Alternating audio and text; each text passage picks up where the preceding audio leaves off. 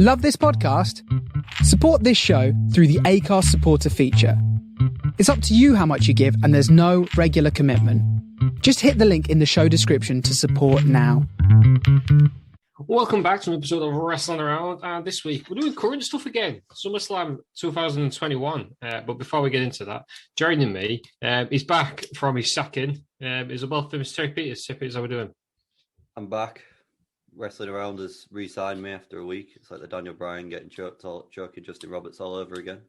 I don't think it was a re-sign. I think it was the contract said they couldn't get rid of you. Yeah, we lost the tribunal. Fan pressure. I'm back. Was there a campaign? Was there a Bring Back Peters campaign?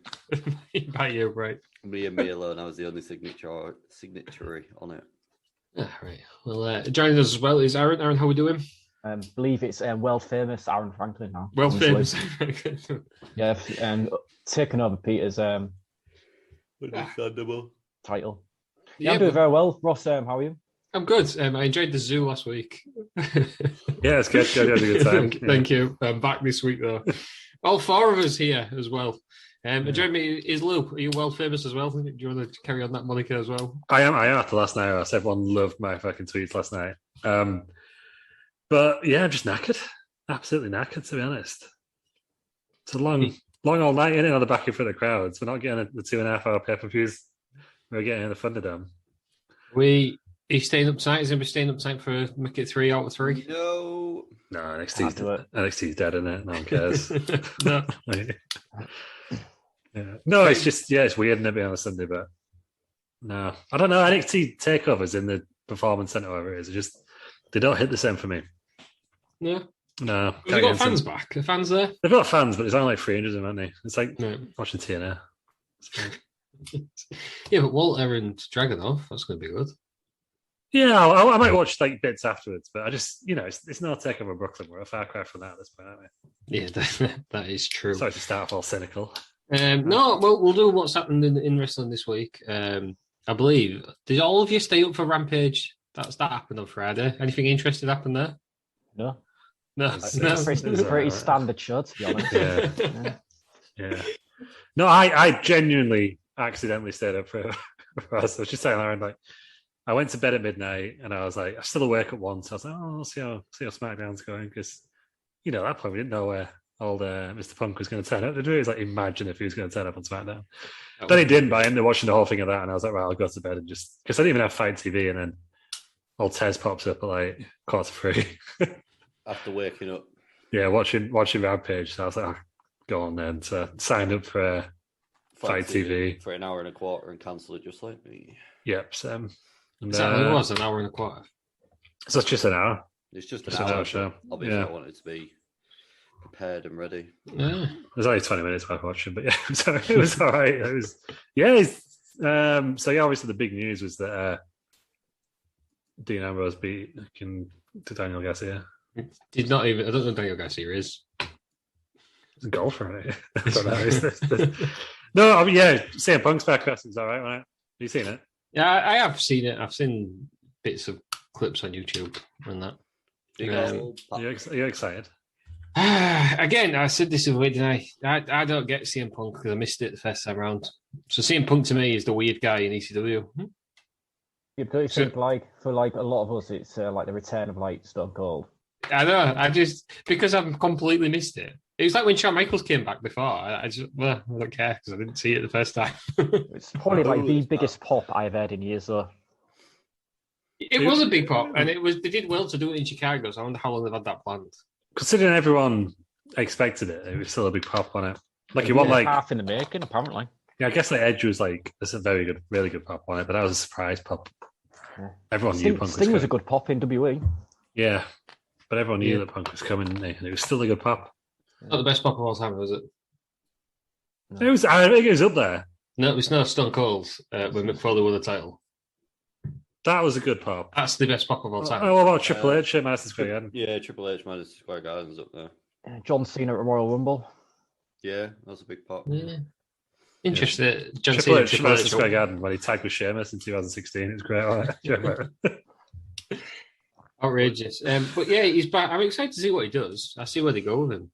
What's he going to do? Is he going to be champion straight away? Charles Montgomery Punk. Well, he's fighting Darby Allin, isn't he?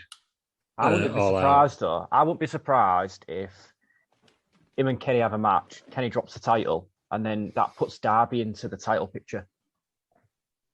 Yeah. Seems like a triple threat kind of thing. Yeah. But then also, you've got bloody Daniel Bryan could be on his way. Is he going though? Is he Breaking news happening? today, Bray Wyatt. Bray Wyatt. Yeah. That's not surprising, is it? Yeah. I assume that he's the big, because I know there's like a fair big name apparently. And everyone said it might be Ric Flair, but does anyone give a fuck about Ric Flair going to the promotion? He can't do anything, can he? He shouldn't do anything. Ric Flair's enjoying himself on trains, isn't he? What's he going to do? Yeah. He bleed all over the ring. Yeah. What's he going to do? But Bray Wyatt could be all right, can he? Although there was a conspiracy this week that it was Gangrel fanging and banging, so. What, on that train? Could see it. Bit of blood there. Well, each to their own. Yeah. It's not Ric Flair, and I love this thing. He wouldn't do that in public. It's I don't get on trains. It's not me. It's not. I know it's disgusting. I would never get caught doing that. It just can't be me. I was doing that on a private jet, not a plane. It looked like him, that did. It did look like him, yeah. But there's a lot of old men who look like Ric Flair, aren't they? So that's true. But yeah, no, CM Punk being back is it feels exciting now. It feels like we could be on the cusp of like not like 1996, but we could be. Is it? Where would you rank it up there? Would you say this is bigger than Jericho going across? Jericho like helped him get established, I think, but this is like next level stuff now. This is big. Would you compare it to Hogan? Yeah, it's probably up there because everyone's wanted him back for in his own way. Quite there. Yeah, it's not quite there. There is rumors that like they've got over $1 million for like a Friday night at 10 o'clock, which would be pretty good, I think. Because even like 2 months ago, Dynamite, when it was preempted to 10 o'clock on a Friday, it was only getting like 400,000. So how many people stick around in it? Or is there going to be a lot of people like you and Peters who have watched it because you know CM Punk's coming back? Yeah, I'm going to be a lot of that, and it's like I don't know if they put like a good enough show on to keep me invested afterwards. Like the next match was not very good. Right. I think the thing is I don't know. Like it's never going to be as good as Punk though. Is it? That's the problem. Yeah, I don't know if they could have done more though. Like I think they should have kept the Kenny Christian match. Yeah, balls in, gone for that and do that as well. Me and Lou discussed this last week. Awesome match. Make it the debut show Rampage. Just really get it off to a good start. They could have done the really good main event match, Punk in the beginning. That's all you need. That's your hour gone. Yeah, just done something absolutely mental. Yeah. Well, maybe they just decided this is what you're going to get week in, week out. Yeah, which I guess is fair, but it's like, I don't know, I was saying to Pal Sidgwick on Twitter, like, I don't get how he was like, oh, SmackDown's an awful show, right? Rampage was amazing. I was like, other than the 20 minutes, they were both just standing wrestling shows. Like, I don't understand. Apparently SmackDown wasn't anything to write home about, was it? It was just a basic show. Do you know what I mean? Like, it was a good show. There's nothing offensive on it, but it wasn't like, it wasn't blow your balls off. But then neither was like the last 40 minutes of Rampage. But they were both, I had a good 3 hours that I didn't intend to watch. That I watched. I don't know. It's a bit like during that time I went to the Tate Modern, this is going earlier, and like looking around thinking, yeah, this is all right, I'm having a good time. But then there's some people like really, really into it in the corner. I feel like I'm not one of those yet. Like I feel like I'm just a tourist. That guy was so into it, you had to ask him to leave. That's what I mean. Like, that's what I actually switch. It could be like if he was like on an actual show. Good job he's not American, isn't it? Grace kicked out one. Yeah, but like I don't know. It's like that. Like I'm looking around. This is really impressive. This is good, you know. And then. But then there's people who just see it on a different turn around and it's just a guy with his knob out. Yeah, basically. That's basically what it was, wasn't it? I did see a guy, I can't remember his name, it was on Twitter. I think it was like Clown JD from NY. Somebody on this who said this proves that AEW is now ahead of WWE. So thoughts? Is AEW ahead of WWE? No. Well, they're obviously not adding. It's like I doubt that SmackDown got less viewers than. Like, Dynamite could easily beat Raw fairly soon because Raw's going steadily down and Dynamite's going up. But I like AEW. I've watched AEW since the start. It's still not quite WWE. There'll always be somebody on Twitter. Well, that's the thing. It's like there's kind of people. There'll be a lot more like hardcore wrestling fans who prefer AEW now. But it's like, and I think I tweeted this last night as well. It's like, right, they sold out Chicago. Then last night, WWE had 40,000 fans in Vegas. Just be happy that two companies are doing really, really well. we've not had this since the 90s. That's true. This is they are the closest thing to WCW, aren't they? Yeah. Like they're well past TNA levels now. Yeah, I think like even though I know TNA were getting like bigger viewers, like just not as many people watch TV these days today. Yeah, they're doing pretty much what WCW did though, just taking all the WF talent, Yeah, WWE talent. Let's hope it can last. My only fear for AEW is that once they've kind of signed Daniel Bryan and Bray Wyatt, like who is left to sign? Yeah, that's the. Then you can't keep building shows on debuts. Do you remember WCPW? It was like we got sucked in by Damian Sandow the first time we went randomly. Yeah. And then when we were there, they were like, "Oh, Kurt Angle's at the next show." So I'm like, "Fucking hell, I better go back." And then that one was like, "Oh, Matt Hardy's going to be the next show." And it's like, "Fucking hell," that was when Matt Hardy was like really over. Shit, all got to go back. And then I think it was Rey Mysterio after that. And then like a year down the line, it's like, "Oh, we've got Austin Aries now because they've kind of run out of people to debut." Yeah, but do you think that AEW once they've got all the big signings that they need any more big signings? Do you not? No, that's the thing. Like, it's do you just not just want some like indie, some new and upcoming talent? yeah, that's the thing. It's like once they've done that, they need to then kind of focus on stories because they kind of they get all these signs and we're all excited about CM Punk, but the storyline was just I'm going to fight you, Darby Allin. Do you know what I mean? Like a year's time, what's CM Punk going to do? That's why I'm intrigued by it now. There's like the argument in there to say, did they need Daniel Bryan and Bray Wyatt? Where did they fit in? Because their roster is pretty stacked already. You're fine room for Daniel Bryan if he wants to be there, wouldn't you? You'll find room for both. Now I've seen a few more rumors flying around again today that Daniel Bryan's actually going to potentially re-sign with WWE because they're going to give him the freedom. Yeah, would be interesting. Do you think he'd like have like an NXT run or just fight who he wants? I think it'll be in his contract, won't he? Because he wants to go across to NJPW. That's it. Let him do the G1. Or whatever. So let him do that. Let him do that. And then he comes back. Yeah. At the same time. He's going to be one of if he goes to do the G1, New Japan's stupid. He's going to be up there with nearly winning it, isn't he? If not, he does win it. It's going to be in and around the final. Yeah. New Japan just bucking to win it, so they got to have a Wrestle Kingdom. Like, sorry, lads. Like, you think you would, wouldn't you? So nobody's in WWE's interest. He's not going to lose every match, is he? Yeah, we'll get on to SummerSlam soon, but WWE really, really shot the load last night, didn't they? In terms of who they can bring back. So they're going to have to bring someone back. Can it be Daniel Bryan who you're not expecting? It'll be pretty. There's not that many free agents left, is there? No, which I guess is good for you. Anyone asking for him back? Right back. Yeah. Oh God! Is there else happening in wrestling? I think that's the big stuff. That was the big one. That was the big one. Everything else has been clouded by that, hasn't it? Yeah. So I'll tell you what is coming back. Speaking of comebacks, feuds we'd like to see. That's coming back. Christ, it's been ages since I've done it. Bloody hell. Here we are. Are we all ready? Oh yeah. What was the story? I've definitely written it down, but I just wanted to clarify. I told you this as well again last week. So it's Roman Reigns versus the Good Father, a non-stick saucepan and lid in a kennel from hell match. I actually got some notes for this. It's currently Lou 3, Peter's 4. It's a what? It's a kennel from hell match Between Roman Reigns and the Good Father. Right, you can tell I'm prepared I am for this. Over a non-stick saucepan and lid. I'm very well prepared. I'm just loading it up at the moment. So it was currently Lou 3, Peter's 4. But as we've got a new edition, I'm going to reset the scores. But because Peters was winning, it's going to be 0-0-1 to Terry Peters. We just said I won by default 2 weeks ago. So the winner, no, we don't really have a loser anymore, do we? The winner gets to pick which loser gives him £10. Yep, that's fair. We're all agreed. Wow. That's how this will work, but sure. Yeah. So whoever wins, he decides how to who owes him a tenner. I feel like that's fair enough. Yeah. Right then, going first. I don't know who's going to go first. Terry Peters, as the overall winner, who would you like to go first? I thought you were going to pick him. I'll go Lou. Go first.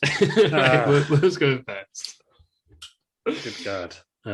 So it's the Good Father, right? Yeah, that's an important distinction. Is the Good Father? Yeah. All right. So Roman Reigns is cutting a promo. It's like on the table, and then you hear, bah, bah, bah. I guess it's the right to censor. That's the theme tune, right? Yeah. And a good fella comes out and goes, "Yo, what's all this you've been saying about missionary positions? I don't like that." Because that's what he said on SmackDown every week, so it's real. Right. So and then Roman Reigns like, "Well, it's just a joke on it, man. Don't worry about it." Like, and the good fella was like, "No, we're gonna have to censor you right now." And then Val Venus, Val Venus is coming, but then he gets COVID because he's not had his vaccine yet, and he dies. So Val Venus isn't there now because he's dead, right, from COVID. That's important. Val Venus is dead, right? I'm on it. Yeah, he didn't get his vaccine. Got COVID, died. That's the story, right?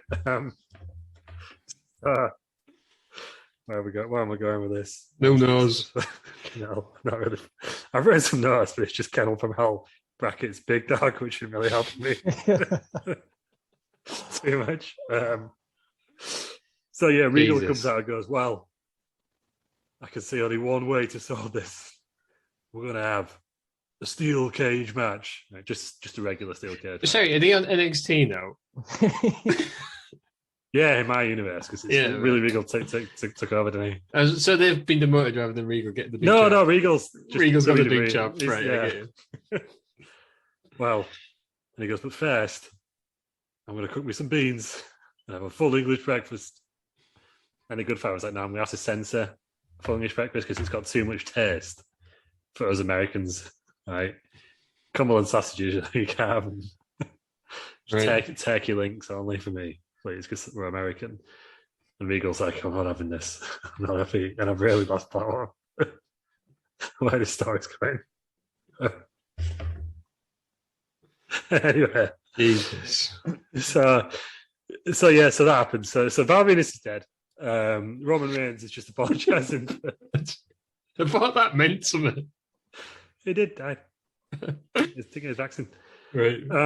Yeah, Roman Reigns is like, he's been censored by the Good Father, but Regal's trying to cook some beans, but Good Father's also trying to censor this. So it's like, "You censor me one more bloody time, lad, and you'll be facing the big dog." And Good Father's like, "You've already said that, Regal, the steel cage match." "I said the big dog." And then with that, a big fucking Rottweiler comes out. You know the CGI one that Roman Reigns used to have, but it's fucking real, right? So it's causing havoc because it's this big fucking 10-foot dog just roaming the arena. And then Regal says, "The cage isn't bloody big enough. We're going to have to bring down a bigger one." That's when the Hell in a Cell comes down. Boom, it's Hell for Hell match. But the dog's like 10 foot, so it's just squashed in between the side of the two cages. And they carry the movie. Regal's like, "Well, and while you're having that match, I'll be cooking my beans." But then Regal turns around and there's a fire, right? Because Kane's there. And Kane's like, "Well, I don't know why I'm here. Don't seem relevant to the story." And then Regal goes, "It's because of that bloody fire over there, because the beans have got stuck to the bottom of the pan." God. Not good. No, not good at all. So Roman's like, "Oh, mate, you should use this non-stick one. It's really good." I'm a travel chef, and I've used this pan. And then he goes in and beats Good Father in the middle of the ring. And then it just ends because I've lost track of where I was going with the story.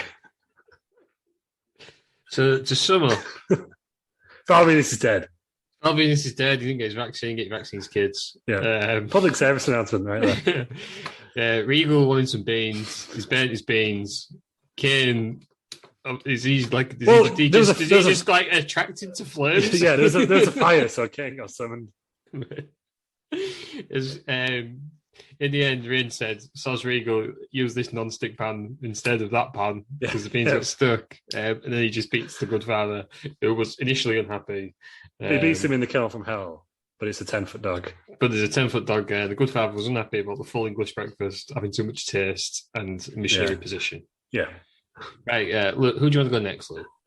Well, I feel like Aaron's got a story, so we'll go Terry first. So there's a backstage skit on the lane in the SmackDown on a Friday night. Roman's there. He's sat at a big long table, which he is the head of.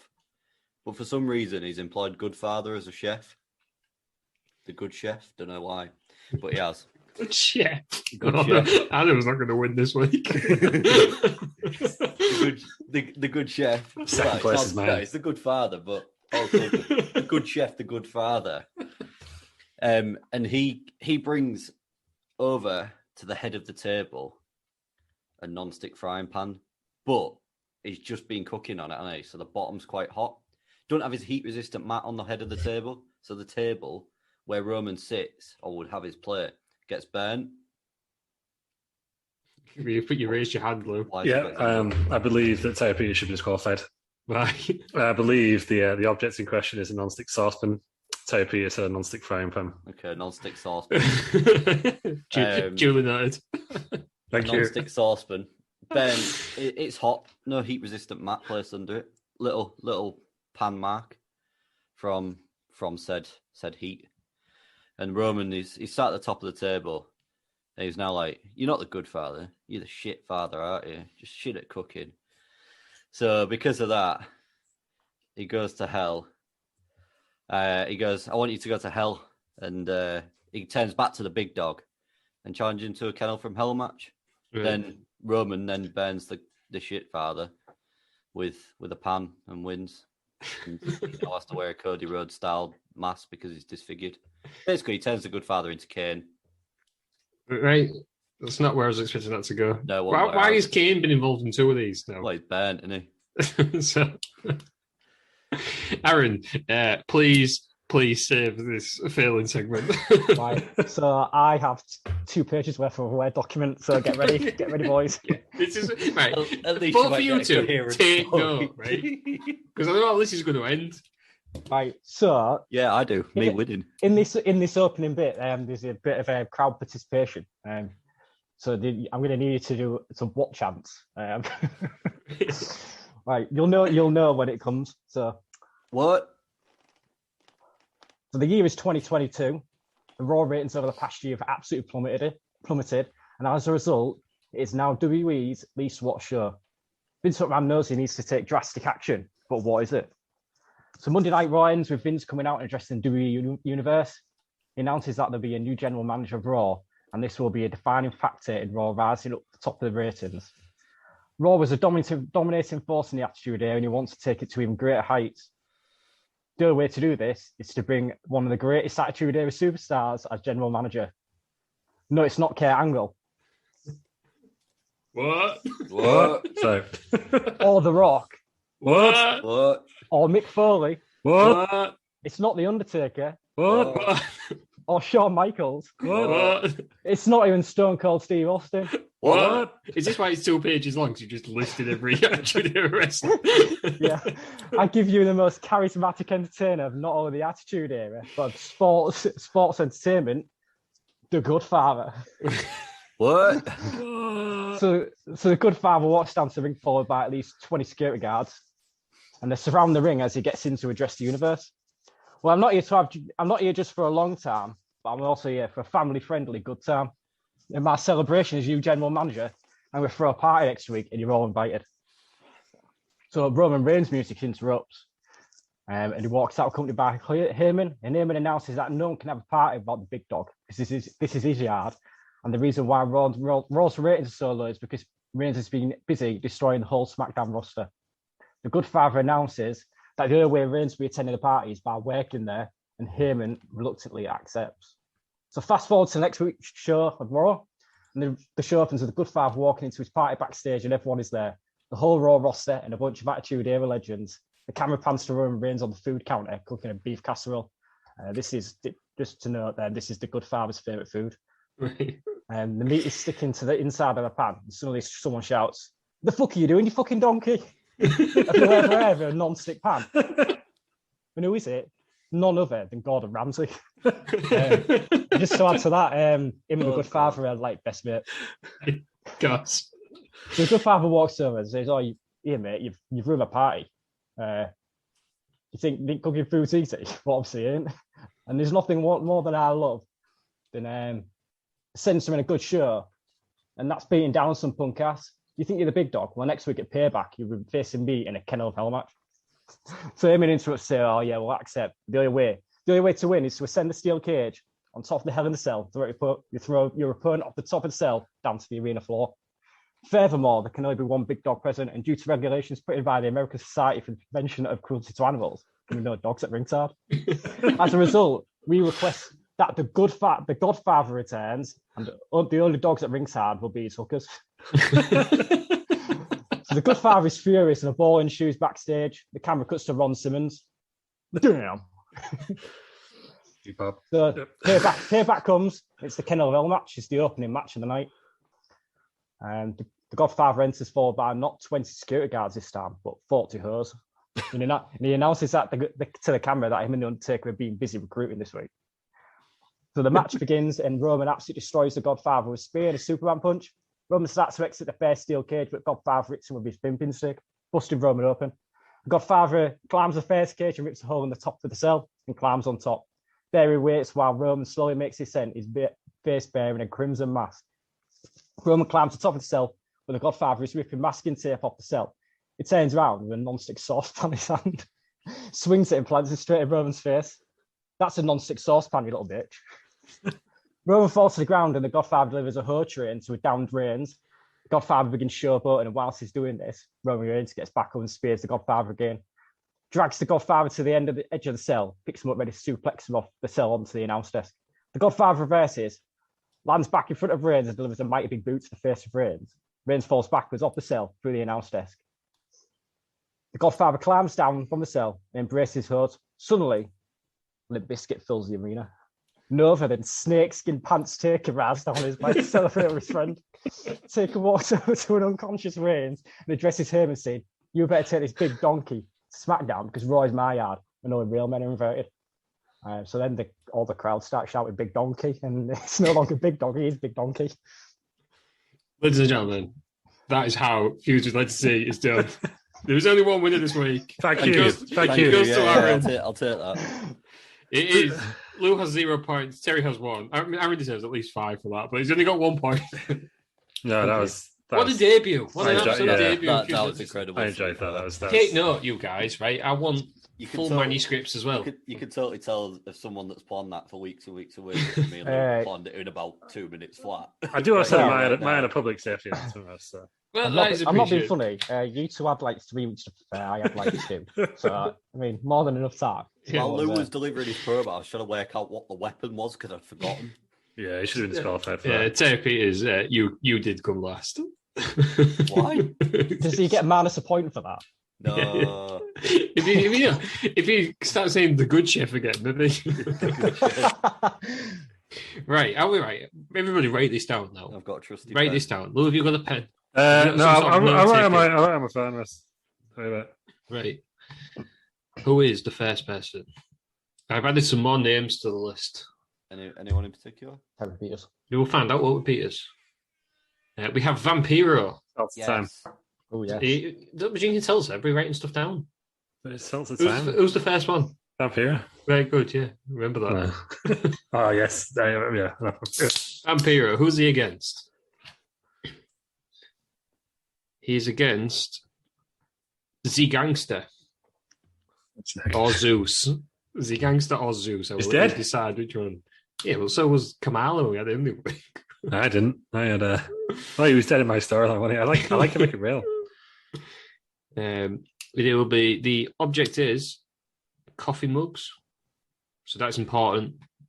Has to be coffee mugs. Terry Peters, not coffee cups, not coffee mug. Plural. Mugs, yeah, MUGS. And the match stipulation will be Tower Doom. A tables match. Tables match. So we've got Vampiro, there's Z Gangster or Zeus, coffee mugs, and a tables match. Some things almost write themselves, don't they? Have you got an idea? You used to be so cocky at this, Peters. You used to say straight away, I've got an idea. I've got an idea. Write it down. I've got an idea. Full scripts. And I liked the fact that Aaron used different shows and he built up like a weekly feud. So just a question is: have you added the three cage tower into the match stipulation? I haven't, but it will be now. Me and Lou decided that it is the best show ever. Yeah, it's got to come back. It's a great show. Slamboree 2000. You should watch it anyway. That's just for fun.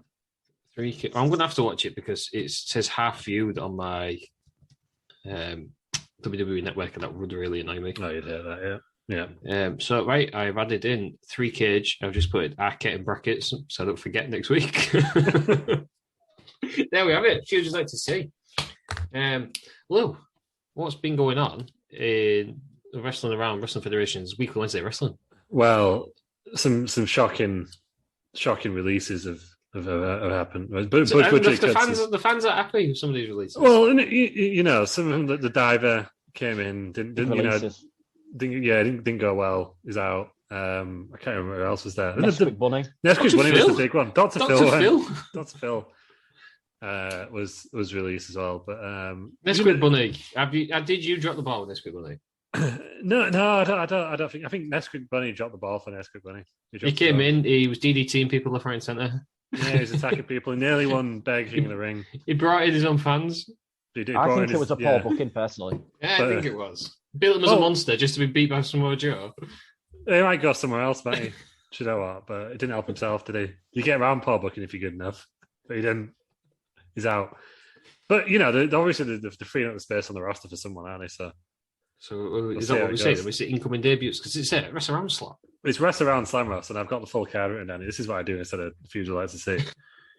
I've got the full card. Say Peter's a show excuse. What? Exactly. Well, basically, little boys. I was just looking. I didn't realize next year's 10 years of the Shield. There you go. That's what he's doing. Say Peter's doing the important stuff like researching shows we've not watched. But yeah, there's a full-on. The big news, Ross, in the last couple of weeks as well was that Arn Anderson shockingly lost the henchman title to Omos.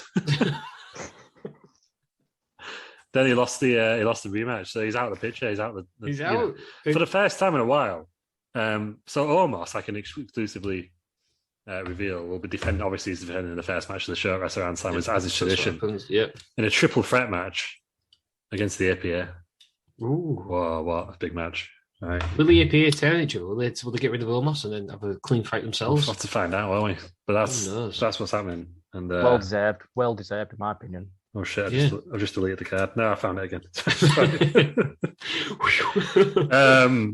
What else have we got after that? We've got Adam Paci and Tom Campbell defending against the Bobs.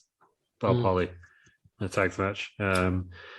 Big match is Peter's Posse going 3-on-3 against the Hair Business. 3-on-3, you say, with the Peter's Posse? It's because Why Did John?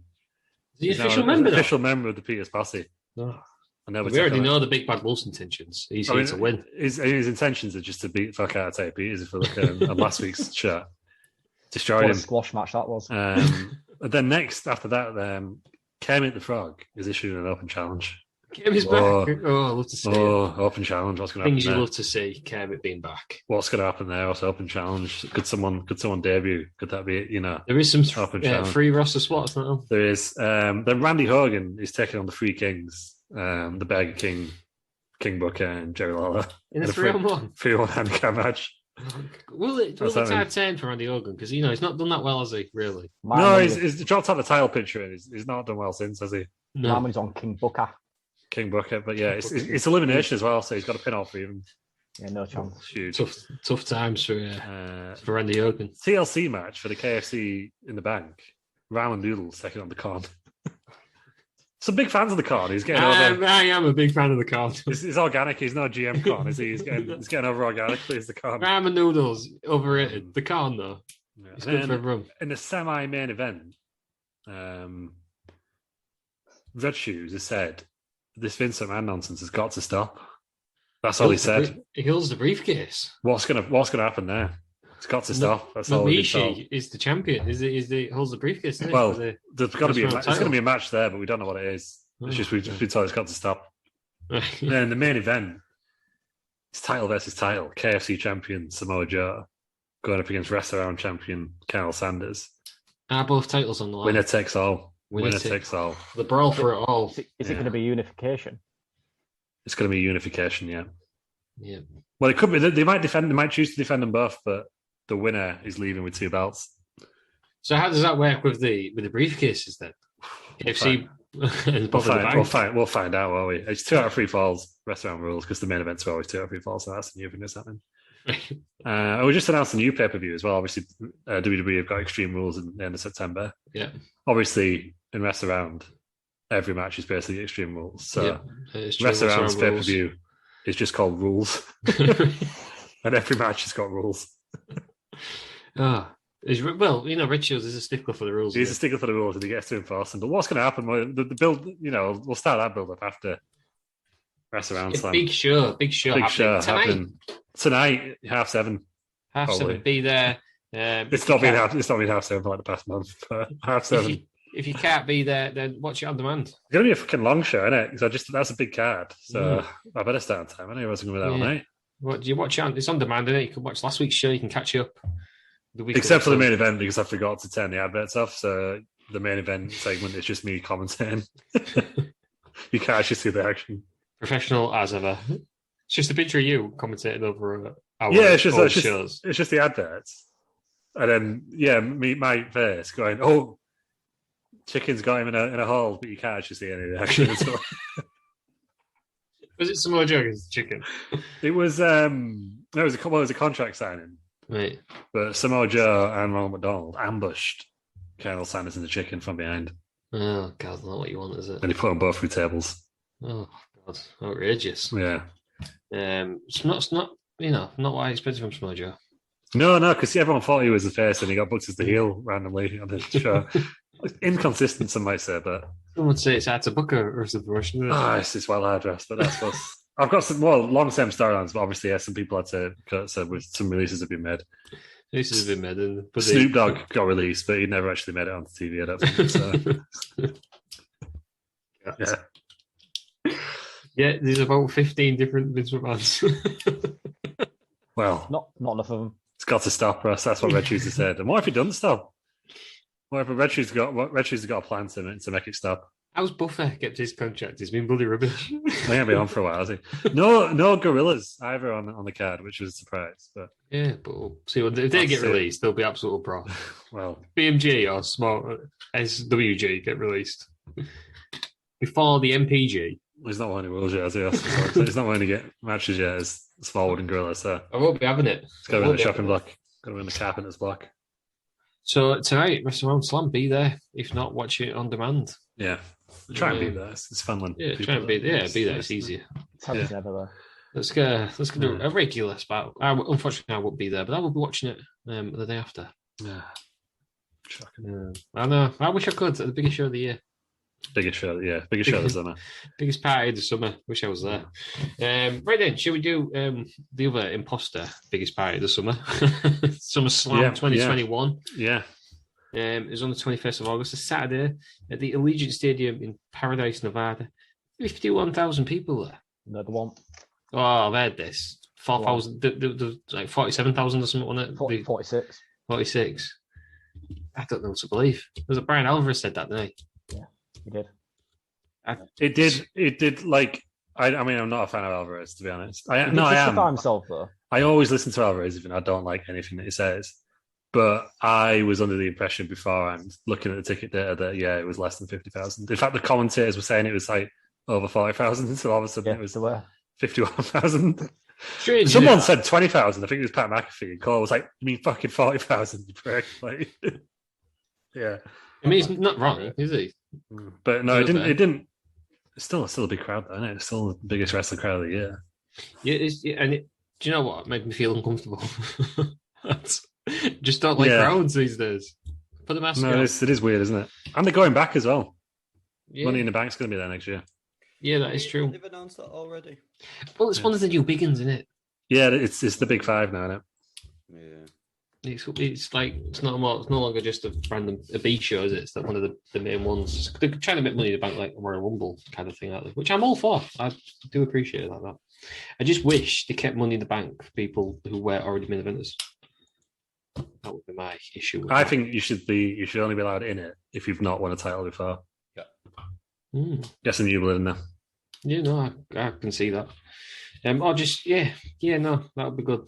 rather than Brock Lesnar winning it. Because you see, apparently Mustafa Ali was told he was winning it, and then they went, no, so it's Brock now. It's Brock, yeah, just stand on top of the ladder and wait for Brock.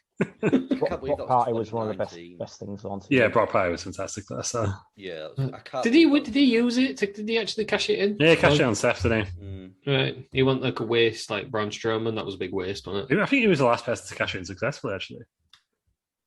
I'm just hoping it adds some credibility back to the whole thing, because it's just a joke nowadays. Big E will give it that credibility, I think. Yeah, Big E was alright with it. I don't know. They're trying their best to take it away from him, aren't they? Yeah. Well, he likes to. Well, he's got it back now. Hasn't he beat Corey on the pre-show, and he's got his back. Well, did you watch the pre-show? Did anybody watch the pre-show? I haven't. Yes. Oh, you've missed out on probably the two best things of the whole show. Oh, go on. So Booker T's mustache. Right. Obviously Googling this right now. Absolutely majestic. It's like still got his beard and he's got like a curly mustache. Brilliant.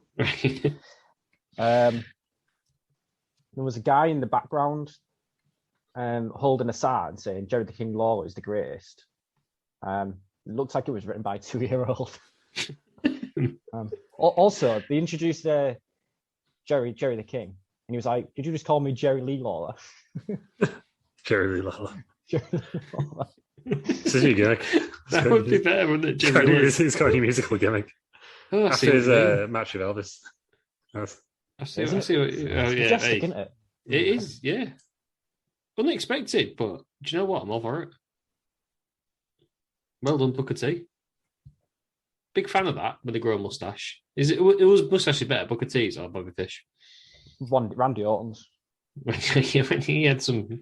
I mean, Randy Orton's basically the same as Aaron's, isn't it? So I confirmed it on Twitter last night that he actually approached me and asked my opinion on his facial hair. Did you give him the go ahead? Did you? Yeah, I said, "Go for it, mate. It'll look fantastic." And the results are in. Yes, it did. So the pre-show match then, Big E beat Baron Corbin.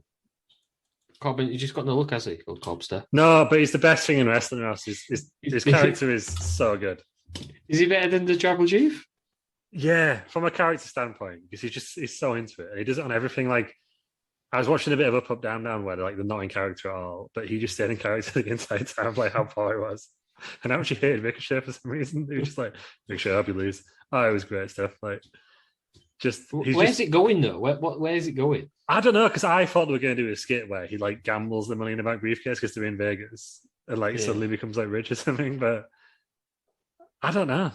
$1 Million Man's back on Isn't he, NXT now, so hasn't he also got egg stains on his shirt, which is quite the detail, to be fair. He can't afford to wash it, can he? Can't afford to get a haircut. He's eating spaghetti out of a can, and it was a gimmick. Like, it's just brilliant. Like, he was good. He kicked out because I know a lot of people are getting offended by it. Like, oh, it's like you can't have a poor gimmick. It's not funny, but it's more like like Arrested Development or Schitt's Creek or something, where the humour's in the fact that he's like this proper like Tory guy who's suddenly lost all his money. Yeah, that's where the humour is. I think. Like, so I don't think they're taking the mick up the horribles, are they? No, not it's like no. They're just taking the piss out of a snobbish guy who's suddenly lost all his money. It's a bit like DDP, isn't it? In WWE, he went same sort of thing, didn't he? He had to get like new gear. It was all tatty and that. Yeah, but no, it's a great character. Big E won then, and I guess he got his briefcase back. Yeah, Corbin tried to steal it again after the match, but Big E grabbed it first. He's acting a bit like Golem, wasn't he? Like running around. Like, I was also almost expecting him to just shout like "My precious." Won't let it go. Yeah, wouldn't. Well, I've seen what Big E does to it. Took a huge spear off the side of the ring, though. That was mega. Was it a good match? Was it? Should it have been on the main show? Do you think? Franklin star rating 2.5 stars. Right. That's a new thing now. That's its style. out of 5. Yeah. Yes. Yeah. Right. I would have. I think I'd rather seen that than Eva Marie vs Alexa Bliss. But that could have been the other way around. But then we'll get to that. I'd have rather just taken like about 4 of the matches out of the main card and added minutes on to some of the others. Yeah. I can think of another one as well. Just make it a SmackDown pay-per-view for me. That's why I got rid of all the bollocks in between the matches. Because that's why it was bloody 4 hours long. Oh, when we get there. Right, no, when we get there, I'm going to defend some of the bollocks. Because I like the bollocks. Right. Clip that. Blue lights bollocks. That's when I finally get around to doing the theme song. That's going on it. I like the bollocks. So, Ross, you mentioned the Allegiant Stadium. You know, we hadn't asked. God, how did we forget? You don't know anymore. What did they have to eat and drink? Well, nothing, because the payment system went down. I know, that's a lie. They was giving free food. They were giving free food out, but the menu looks fantastic. What was the free food, though? What was they giving out? Just any hot food, I think, because they obviously it was wasted otherwise, but no one could pay for it because it's a cashless stadium and the card system went down. Well done, Allegiant Stadium. I don't know if they were giving the beer out there. Or the seltzer. That's right. You can get a Coors Black cherry seltzer. Oh, didn't know Coors did seltzer. Yeah.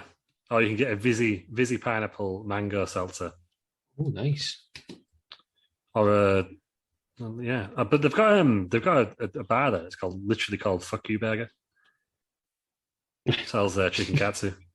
It's called FUKU Burger, all one word. Mm. But honestly, look, it's Vegas, which the food is amazing anywhere, and it's an American stadium. It's an NFL stadium. Mm. What I'm saying is we've got to go to Money in the Bank next year. I think I'd need to win Money in the Bank. This podcast better take off. Did anyone see the merch that was being sold last night at SummerSlam? Vince McMahon, because he's not rich enough. Yeah, $100 for a t-shirt, because there's absolutely no chance in hell anyone's paying $100 for a shirt. But you got a signed $1 million bill with McMahon's face on, didn't you, for that as well? It's like a package. And you got to put in a draw for something as well. Apparently, it's like a limited edition thing, yeah. As they say, part of me wants to buy one. Yeah, and Cena's shirt that he was wearing, you could only buy if you bought one of those NFT things as well. Oh, yeah, I've seen that all over Twitter. Seen the one with the 16 titles on the back. And the Super Mario thing on the front, yeah. Nice shirt. Yeah. The Vince one was like so ridiculous. I'd love to wear it. The same reason I got the Undertaker's Snoop Dogg on that time. Do you think it'll be on the store then? Or do you not? Like no, it was a. I think they've sold. I know at least one that's been bought because someone who follows us on Twitter has got it. Yeah. Wrestling fans are idiots, aren't they? I mean, some of them spend £200 on a fake belt. Some of them. Hey. I can know it's 275 for us actually. That makes it worth it. But it's not a fake belt, right? It's a replica. It uses the same mold as the actual belt. So, get fucked. Yeah, but it's not the same belt as you spent £275 on a glorified toy. Trying to get up, I think it's glorious. Is that one you would have picked? Would you have picked that? I would probably pick the hardcore title personally. Oh, nice. Okay. Different. Yeah. Terry Peters, what belt would you have picked? I use it all the time. $1 million belt. Apparently that's real hard to hold, isn't it? Because of all the links. Yeah. Sparkly, though, isn't it? It's fragile as well. That's why he's in the box on it. And last time I had a ladder match with it. Yeah, Stone Cold didn't like it, did he? When he had it, because it was too hard to hold. This one fits right over the shoulder. It's comfortable. So pleased with yourself. Outrageous. I'd buy the spinner belt just because it's got most on it, isn't it? You can get a special edition John Cena on that. It's orange. Well, it's got John Cena going around the middle. No, it's the same. They do all these like legacy belts now. They so there's like a Mankind one and stuff. It's like comes in a big sock. Oh yeah, clip that. And yeah, there's a John Cena one. It's like orange. I know you're thinking the spinner belt's a special edition John Cena belt anyway, isn't it? But yeah, well, it wasn't because it got adopted, didn't it? Yeah. Right then, that's enough for the pre-show then. So we'll move on to the main show. Are you going to just have that for the rest of the show now? Yeah, it's going to be heavy. It's definitely worth the money still. Now you proved me wrong. Well, I was going to put it in a drawer, but it's too big to put in a drawer, so I don't know what to do with it. Just leave it on the floor, to be honest. No, what you need to do is get like a bracket or something and put it on your wall. Yeah, you need to have light shining. That's it. My issue at the moment is that because I live in it's an open plan apartment. Like, there's nowhere where it can be where people can see it as soon as they come around. Put it right behind you, right where you are. I think when I move into a house, I'll put it up on my office wall or something. Above your bed. I'll put it above my bed. Change your run until your kids saw this. Put it on the ceiling instead of a mirrored ceiling. Just have the belt. Yeah. Mm-hmm. But I don't know what to do with it really. Why don't you get it built into your front door? That'd be cool. Yeah. Maybe. Right, for now you can just cuddle it then. Commentary teams for Raw, we've got Jimmy Smith, Corey Graves and Baron Saxton. SmackDown with Michael Cole and Pat McAfee. Yeah, you not like McAfee made the best. We'll get to it later, but he was the best part of the show. I did enjoy Pat McAfee, and I haven't watched a lot of new stuff, but I enjoy Pat McAfee. And do you know what? I thought Jimmy Smith did a bad job either. I prefer him to Vic Joseph. What about Adnan Beck? Didn't really listen to him, so I can't comment. He's Just get terrible. rid of them all. Get rid of them all. Just King Booker on his own. What? What? Shucky ducky quack quack. Yeah. He's a MMA fighter, isn't he, Jimmy Smith? He had a decent record, 5-1. No, he's an actual fighter. I thought he was just a commentator from. Yeah. No, he's a fighter. Well done. Which is it. He did all right. I think Tom Phillips, I don't think was that bad. But Tom Phillips was good, but is he gone now? Is he yeah, fully he's doing a podcast instead. Because he is. Because But it's what else does a white guy do these days? It's about football, yeah. About football, I think. Instead. Yeah, Vic Joseph sounds like a cartoon villain. So just there we go. What else is there? No, the commentary wasn't bad. Was NXT now? Big Joseph. It's Vic Joseph. Yeah, I don't watch it. And Wade Barrett in it. And, Do we know that? Do we know it's gone downhill since they got rid of Mauro and Vic Joseph? I didn't want to say out, but yeah, I'm surprised Maronella's not turned up. I'm surprised he's not doing a Rampage. Not gonna lie. Yeah. He's busy and he does boxing. Yeah. He's busy every week. Yeah, he's got his shit and he's doing stuff. Yeah. Right, the first match then. Ake Bro, Randy Orton and Matt Riddle. That's just Riddle these days, isn't it? Against AJ Styles and the newly crowned henchman champion, Omos. Bro. Got a lot of time for Omos. For the Raw Yeah. tag titles, Omos. He's awful. AJ Styles. He's just big, isn't he? He's Big lad, isn't just two moves. He's just making To be AJ fair, Styles look tiny. He probably had the right amount of participation in this match. Any more, and I think it had just gone on too long. But again, where's it going? Is Omos going to be Diesel? Well, I Give me the don't. henchman title. Yeah, I think now AJ's maybe going to try and break away again, hasn't he? From Omos. 'Cause I was thinking this after the loss, like, where on earth does AJ go from here? He gets squashed by Omos at the next pay per view. Well, yeah. That's what's happening. And then where does Also, Omos go? Matt Riddle needs To the to moon. stop chucking beds out of his shoes. You're not a fan of the pigeons? No, stupid. No, he was doing that one at WrestleMania where they all had pirates things on. I Yeah, patches on. It's great. It's great. Yeah, they matched his attire, didn't they? Yeah. Don't get it. Is it because he likes to smoke the weed so that he flies high like the birds? Yeah. I guess. Yeah, that's it. That's it's hard to kite. He needs to Funny listen to players, Stephen A. Smith, doesn't No, because then his gimmick ruined, didn't it? he? There was like one other thing where like he was getting rolling papers off RVD at WrestleMania. Like he's just a straight up stoner gimmick and they're not even pretending anymore. Like, This was just legal in a lot of places in America, isn't it? yeah, give it the times. It's like, That's why he was kicked out of UFC, though, wasn't it? Because they said, give it up, I'll leave. And he went, no. yeah, because everyone thought that's why he wouldn't get signed for WWE with it, but obviously, Yeah, that'd be there. And from what I've heard about Randy Orton, he just pays his fines. Yeah, he does. Basically pays to smoke, doesn't he? Randy Orton. There's no wonder these two are tagging then, do you reckon? Yeah, it took them minutes behind the scenes. Yeah. I'd love like one of them rad longs. Randy Orton being like real straight. Matt Riddle next to it. Love to see it. Disappointing on the entrance, right? Because I do like Randy Orton's music, but Matt Riddle has one of the best music in WWE and it's got cut short. You didn't get a lot of it, did you? Yeah. No. I'm surprised they've not made some horrendous like mismatch of the two where they Mash it. They don't do that anymore, do they? stick them together. Yeah. They should have done the entrance that Pete Dunne used to do on Matt Riddle where he came out like a golf cart, isn't it? It was like Pete Dunne was just sat there looking really unimpressed. Randy Orton needs a scooter. Yeah. Yeah, or Randy Orton. That's going to happen before this feud's over. Oh, 100%. Randy Orton on a scooter. Yeah. That's That's a better idea, yeah. Randy Orton on a scooter. Yeah. That's what Racing each other. Tonight. So it's just for the Raw tag titles. It went 7 minutes. Riddle's chokeslammed on the apron by Omos. Is that one of his two moves, Aaron? Yes. Yes. What's his other move? Just a punch. Just a punch. Scoop slam. He did about 4 scoop slams, I think, within this match. It's getting there. He's learning. He's got another move now. Orton hit an RKO on AJ Styles. Nakamura won after the pinfall. So they're the new champions. Lou, what do we think of this match? It was all right. I thought it was, wasn't it? It is weird, isn't it? Like you've got, it's like which one's these? It's like the hero the song is because it's like Omos just doesn't seem to fit with Orton, Riddle, and AJ Styles. No, at all.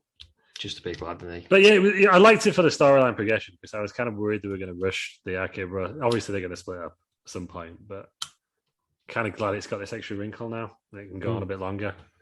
I think it's got legs to at least. Well, there's people saying it could go all the way to WrestleMania. Yeah, I think I could see that. Be the title match. One of them wins it. They do pull the trigger too quickly, WWE, don't they? So let it play out. Let them be. Not like Sheamus and Cesaro. They've got a great tag team out there by accident. Yeah, so I thought it was an entertaining match for what it was. Like, obviously, it's not going to be like blow you away, but got the job done. Mm-hmm. I just thought the RKO to win it was a bit like it was too normal. What did you? Yeah, but you have to normalize finishes again, don't they? Yeah, no, but AJ normally like jumps off something or something. You know what I mean? Like they could have done it better, couldn't they? Yeah, but the whole thing's out of nowhere, isn't it? Just doing like a 450 splash and then into an RKO. Yeah. Also, get almost involved in something. I don't know. Like he jumps off him. I don't know. Almost throw lawn darts AJ Styles. Yeah, and Randy Orton pops up. There you go. Yeah, RKO. There we go. They could do that on the rematch tonight on Raw. Because that's obviously going to happen. Yeah. Yeah. Terry Peters, good opener. Yeah, decent opener. Like I said, I just don't know where AJ Styles and Omos go from here now. I want Omos to start teaming with General Aziz or Commander Aziz, as whatever it's called. Yeah, just big lads. That's what we need to be called, big lads. Weren't they both security guards for the show, man? Was it? What, in Fight Club? Raw Underground, yeah. Yeah. And Omos also was the big ninja from the Akira Tozawa thing. So he's had a storied career already. Hall of Fame. It's like Luke Gallows, isn't it? Yeah. It's every gimmick going. And as we know from Smojo, ninjas can really ruin your night. Mm-hmm. Aaron, you're obviously not a fan of Big Omos, so are you glad he lost? Yes. So I'm obviously sticking with the out of 5-star rating. Yes. First off, I'm going to rate Orton's facial hair. Rating that as a 6. He's broke the scale. And then I give the match 2.5 again. I thought it was a good match. It went for the right amount of time. Almost had enough participation in the match. I think if he was in it anymore, I think it would have potentially detrimented the match, in my opinion. He was there to do what he needed to. Just a big guy, throwing his weight around a little bit. Yeah. Orton was brilliant as usual. He's up there, isn't he? Orton and AJ Styles. That should have been a dream match. Yeah, it was. Did we have it? I don't know. Did we? We've definitely had it at WrestleMania. 35. Orton Styles, yeah. I don't remember it. I don't remember it. WrestleMania 35, I'm sure we had that match. And it was pretty good. Orton doesn't have a bad match, though. Yeah, it was at WrestleMania. Because that was the whole thing, was like Indy versus WWE. I was like, well, and then AJ Styles won it, didn't he? Yeah. Right, yeah, there we go. Yeah. There's also the match from Raw as well.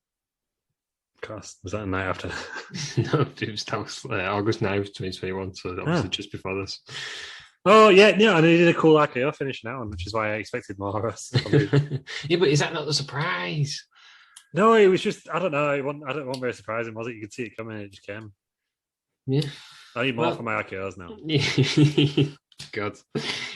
Move on then. We get the first sort of absolute bit of nonsense. A horrendous Capital One or Credit One advert. You can get a WWE credit card now. Would you not get one? I don't know. You don't have one already. Charlotte Flair didn't convince me to get one. 3% interest on it. Pretty good for nowadays. Other stuff you can get. Like what? Well, it said you could get treats on the store or something. Yeah, WWE related stuff, can't you? Sign up, you get a belt. It's really good. You'll need one of them to carry on paying for your belts. Yeah, that's why I paid for my belt. I just get a belt. Yeah. That's it. Put it down. That's upside down. Will you, Great Galley? I can't wait for the Rest Around merch because we're going to release our own title belt. It's going to be called the Terry Peters title belt, and on the sides of it, there's going to be, instead of like plates on the side, it's just going to be pockets. And inside the pockets, you get a couple of used tissues. That's all you need. Made out of denim. No, that needs to happen. I don't know how to do it. Yeah, we'll do a denim Terry Peters title belt. If he wins the Wrestle Around Championship, he gets a custom belt. Well, will he win it? We'll see. I don't know. There's another thing going on with Peter's posse, which we found out on Wednesday nights. Yeah. The next match then, Eva Marie versus Alexa Bliss. Eva Marie is with Doudrop. This was just shit, wasn't it? Yeah. The only good part of the match was the guy holding up the Eva Marie's wet in an airport tuna sandwich sign. That's why I'm glad the crowds are back. There was also a sign that said SummerSlam that pussy. As I wrote on my Twitter feed, that got quite a lot of interaction last night. This probably took about 10 steps backwards for the women's division. Yeah, it did. It was absolutely awful. This had no place on a main event or like a just crap on it. What I don't get it. What have they done to Piper? Piper Niven. She was amazing. Yeah, I don't get the doll. Because the doll had powers, but then Eva Marie just picks it up and fucks about with it. And like now, she got beat up with like a DDT or something. She didn't get beat up because like if she picked up the doll and like dropped dead, it would have been ridiculous, but it would have made sense. Not drop dead, actual dead, not like in Val Venus, however. Val Venus isn't actually dead, is he? He's still alive in real life. No, he's still alive. Get your vaccine. Is he anti-vaccine? I feel like he is. He's anti everything else, probably. Yeah. Yeah, I'm pretty sure he is. I want to mention that up. Otherwise, I've slandered him now. He's live. Yeah, but I just don't get this view. Shit in it. I recall a few weeks ago, I was saying, "Oh yeah, don't mind Alexa Bliss's gimmick. I fucking hate it now." Yeah, I don't understand it. It needs to go, doesn't it? I don't know when Viper got on the not Viper watching them. Doudrop.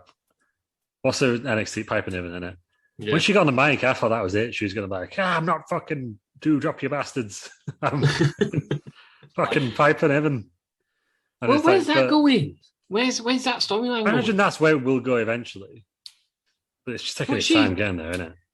Yeah, but she's like doing it slowly. But also, like in the second week, didn't she like not interfere in Eva Marie's match or something? Like she cost her, didn't she? Yeah, yeah.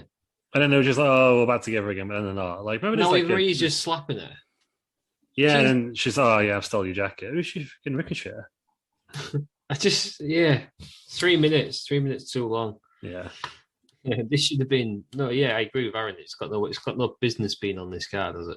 No, absolutely. I don't say it should have been on a pre-show because it should have been on main. It should have been on main event. It shouldn't have even been a thing on Raw. It should not have existed. Very good. Hey, Peters, you was excited for Eva Marie coming back. You still stand by that? Hello? So it feels like you would be. If I was, then fuck knows why. Geez. You said she was a good worker. You said she was underrated, and you would chant you deserve it when she finally picks up the goals. She does deserve it. She deserves a release. Oh. Nah, this was bad, wasn't it?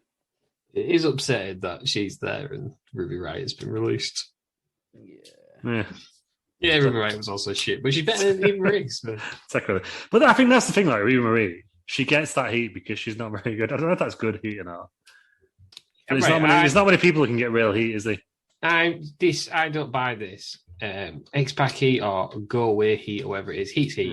Yeah. They're winding you up, and if you're saying, well, no, it's because they're not a good worker, no, you're just getting worked more than everybody else because you get warmed up by it. Yeah, that is my opinion. She is. I'm sure they released a video of like you can do like her crowns and stuff now. She's pretty. She's not gonna be great, but she's doing all right in the ring. She would have been. She doesn't do them because she gets the heat this way. She'd have been multi-time champion if she was like 10 years earlier. Yeah, is that what sort of level we're saying? Oh, she would have been. Yeah, Candice Michelle. So yeah. Candice Michelle once eliminated about 18 people from the Royal Rumble, so she's up there. It's not Michelle McCall. Oh yeah, was Michelle McCall? Candice Michelle, she broke her nose. Yeah, kicked in the face every time. She's in the GoDaddy advert. Yeah, that was I agree. No, because there's loads of people getting really upset with Eva Marie, but you're just working yourself into a shoot with your filthy mark. Having said that, still don't want to see it on the main. Yeah, it was just I don't know. I just wasn't into it. Like Raw just didn't come across as a very good. If you saw it as like a joint promotion, this show, Raw's just falling behind, isn't it? Well, I think you could tell that by the first 3 matches were Raw. Yeah, all the main events, SmackDown. Yeah. So then we've got Mario Lopez. He's interviewing RK Bro. He was in Saved by the Bell, Mario Lopez. Dropped a WWF bomb as well, didn't he? Yeah. Sure did. And he didn't fight him. It didn't murder anyone from like Screech. He's dead. Screech is dead? Yeah. Yeah, he's dead. Dead. Killer as well, isn't he? Screech. Let's have a look. There's a lot of goals. Oh, we missed Franklin star rating on that last match. Oh, what was What it? was your star rating? -25. I'm glad we had it then. Oh yeah, he is dead. I want to get these added to Profile DB alongside Nelson's Franklin stats. Maybe this is what I use my Twitter for. Just More star ratings. prestigious for me. Yeah, no, I agree with him. Yeah. We've had it. I love the facial level as well. 6. That Screech is dead. Have you seen what he died from? He killed himself. No, he died of lung cancer. No, did he? Yeah, well, he was still a murderer, wasn't he? So Well, was what? he actually a murderer? Are you getting confused with fucking CJ from Agates? No, he's not a murderer, was he? He was a liar. He went to jail, didn't he? CJ from Agates. No. Um, He was Leslie Grantham. Oh, so he wasn't a murderer, but he stabbed someone. Huh. So, he was paid the most serious charge, recklessly endangering public safety. but he was carrying a concealed 4 months weapon in to sell. jail. Also, he was released on probation, and then he'd violated it. So, Got 4 screw months. you. Yeah, but he did all right on Hulk Hogan Celebrity Wrestling. Yeah, well, I never liked Screech. So, right, enough talking about Screech. Mario Lopez interviewed Ake, bro. What was the point in this? This was a bit of a. This wasn't the only one either, was it? He did better than Tiffany Haddish. She was terrible. Yeah, bit of WrestleMania 2 vibes on it. You could tell he was an actual wrestling fan though, couldn't you? Yeah. So, fair play. Bit weird. But Put to Mario Lopez. I guess Kayla Braxton's doing a pre-show. Maybe the stage was too far away. So they got to do this. I don't know. And the next match then is for the US title. It's Damian Priest against Sheamus. Sheamus is the champion. Damian Priest, 6'5" in there. I'm always shocked how big he is. I like this match. I'm always shocked that he's not Roman Reigns because you look at him and think, oh, it's Roman Reigns there. And it's like, wait a minute. No, it's not. My It's only Damian Priest. criticism is he's got too many moves in his entrance, hasn't he? He's over exasperating in his entrance. He does that the old He arrow, shoots doesn't he? arrows, then he was head banging, then he gets a bit excited with himself, doesn't he? Just Tone it When- down a little bit. it's title match. Just excited. It's pumped. It's the biggest match of his career. It Have you wants not? to be. If you need to look back in your own entrance, Terry Peters, when you're coming out, like doing all them kicks and that to the fireworks. That is true. You have one of the most extravagant entrances on the rest of the Ram Wrestling Federation Having roster. extravagant match. Is it? That's true. Is it just me, or is a US title just awful? The It's belt. awful. Yeah. Oh, I quite like this one. No. Bring back Yeah. the old one. Bring back more. I agree. I kind of agree. It needs more red and white on it. Yeah, what I would have done is like the top bit where it's gold with the white stars in it. That Yeah, bit should have that been blue. that bit should have been blue. Yeah, Yeah, but otherwise that I think it's all right. I don't mind it. I didn't like the one in between. Like I like the WCW one, but I didn't like the WCW was WWE initial United States Championship. Which, all right, okay. But it was two blue, white, and red. The WWE one. Mm. What's your opinion on the John Cena one? Good fits his character. Don't want to Yeah. see it on everyone. bit like his well fits his character then. Won't fit now with it. No. Yeah, it should have. It needs more blue on it. It doesn't really Yeah. look like the title, does it? No. But, Yeah, I agree with the WCW one is the best one, isn't it, by far. Yeah. Yeah, there we go. Next match then. Priest does some pretty cool stuff. He does a spinning heel kick from the top rope. And then he rips Sheamus' mask off. Priest is just a good wrestler, isn't he? Do you think Yeah. it looked like he got hurt at one point? Yeah, he's back, didn't he? Yeah. Which Why had just was come back that for a in- back injury. Was that into the story? Was that? I don't know if it was either a really good sell or if it was because he was going slowly through it, but he seemed to get the adrenaline back up in the end. Yeah. Go for it. We Yeah. just What do appreciate you think? how good a heel Sheamus is. I love Sheamus. I will Yeah, not have Sheamus anybody is say a great. bad word about Sheamus, and he deserves to be one of the best of all time. He's won everything. He's done absolutely everything. Just Yeah. when he had it, just shouting, "You're not in my league," whilst doing the camel clutch. And I loved, when he does his thing on the chest on the rope. Oh, that was By great. Bison. Yeah. And the fans were counting along, so he just stops. Yeah. Not afraid to get heat, is he? No, well, to be fair, he ruined his own career by kicking Daniel Bryan in the head 15 seconds into that match. Yeah, but I think he knows his role now. He does it well. He's Yeah. a good, solid hand, isn't he? Yeah. Sheamus. And I think Damien Priest is no spring chicken now, is he? 38. 38. I thought it was all national. I thought it was 40. So it's 38. He's got a few more. Bobby Lashley's 45, so I guess he's got a bit left Sheamus on him. is But 43. But yeah, he's like one of the only people on Raw who they protect and don't put in like 50-50 booking. And guess what? He's over, isn't he? Yeah. And he's the new US champion. He won after the Reckoning. Aaron, star rating? 4 stars, this. 4 stars. Yeah. There's so many good close calls in this match. It just had me on the edge of my seat. But I just thought it was a great match. It's a lot better than what we've had so far. Best match so far. It's probably one of the best of the night. Yeah. I like Sheamus's current style of just hard hitting matches. No need to throw things about. Of course, I got stuck on the bottom. I can get the crowd so excited. But yeah, Sheamus's current style of just like having hard hitting matches, like the ones they had with McIntyre earlier in the year. Yeah. Maybe it does need a big moment. Well, I suppose he won the US title last night. They had it. He's won Royal Rumble. He's won. Oh yeah, no, but I mean, like in his current run. Yeah, because we've all soured a bit on Sheamus because every time you get this reputation of like ruining things, then not always his fault. Sheamus 515. He was involved in a lot of bad storylines. I remember hitting Sheamus 515. Yeah, but that brought us lads. Tag him with Wade Barrett again. Yeah, that's what we want. That's what we need to see. Yeah, running NXT tag champions, him and Wade Barrett. Yeah, do it. Vince NXT UK. Yes. Yeah, get him back on, lads. That's all we need. Moving on then, 2 actually tag team matches just for the SmackDown tag titles. So the first SmackDown match so far, we've got the Mysterios and the Usos. Right, 2 families. Up. Is that what you're saying? It's happening apparently. Good. Probably going to feud. What's wrong with the Mysterios? It's bad. Well, Brian Alvarez, whilst this was on, said apparently this is the 7th televised match in 2 months between these two. Yeah. The crowd didn't seem invested, and I think that kind of gives you the reason why. Yeah. You've already seen it seven times. Yeah. I don't know if I really like Dominic Mysterio, lads. I agree. I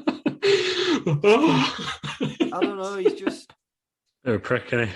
Could you have all sat down then, Peters? Well, no, I more mean because everyone thinks like, he's all right, but he's just a bit mess for me. Yeah, no, I think it was on. I think it was Denise Salcedo's. She was talking to Tom Campbell for some reason. I can't know what it was on, but they were saying that because he's not as good as the others. Every time he was in the ring, it slows it down. Mm. So you got the Usos. Usos is one of the best tag teams on the planet, possibly of all time. When you look back on their career. Rey Mysterio, just one of the greatest workers of all time, and just fucking dumb. Fair play to him for doing it. What is he? 20? He's only 24, so he's got plenty of years left. And he's only been wrestling. He didn't have a run on NXT. His first match was at SummerSlam last year, wasn't it? Yeah, I mean, fair play to him with stuff like that. And I understand why they've done him to get him used to wrestling, but I think he needs to maybe just go out on his own and find his feet a little bit and sort of move away from Ray as much as he can, just to try and find his own character. Because to me, he's at the moment just a little bit of a rip-off of his dad, and that's why I'm not a massive fan of him. You really rip off of Eddie? Hey, he did just the Fox Amigos, the Free Amigos stuff. Yeah, fair point. He has took his hood off his top as well, which I'm glad about. Thank God for that. He's done whammy. I don't know if he just accidentally left that on first mention on there. No one told him. I know he wears them all the time. Yeah. But yeah, it's just, he doesn't do a lot for me. So, I think he needs to start costing Rey Mysterio matches, then like have some sort of... Well, I think... some sort of version of the Till Death Do Us Part match, like when there's always a wedding, but obviously some sort of family arrangement. Yep, there's not a wedding. Yeah, but you know what I mean? That sort of style where that's what they call me. Yeah, it's a shame. It's a shame Vicky's in AEW, isn't it? Because otherwise you get involved. DNA. He's like, "Oh, you're my real son." That's how he goes. Yeah, and then there's a ladder match. But Dominic's got fighting for custody of himself. Dominic's fighting for his own DNA test. Yeah, I think. I was 23andMe match or something. Where it's just like he's hanging like just a vial of Rey Mysterio's piss hanging from the on the rafters. No, I think what's going to happen is because they mentioned on commentary on it how Rey Mysterio doesn't like watching his son wrestle. Yeah, because he gets 2 fingers, and I think that's what's going to be. So I think Rey's going to get overprotective, and he's not going to let Dominic do it, and then Dominic's going to fight him saying, "I want free." On Friday, because Rey Mysterio did a thing, didn't he? Like where he helped Dom beat one of the Usos. Yeah. Then on Friday, they did the same thing where Dom tried to help Ray doing the same move, but the referee saw him. And he was like, fuck's sake, man. And they lost. So maybe there's a bit of tension between them. Or maybe he's going to snap. Maybe do you think he's going to take his dad's mask? Well, Ray said that, didn't he? When he initially started wrestling, he said he's going to have to earn it. Yeah. Does he do that by beating his dad? Mask hanging above the ring.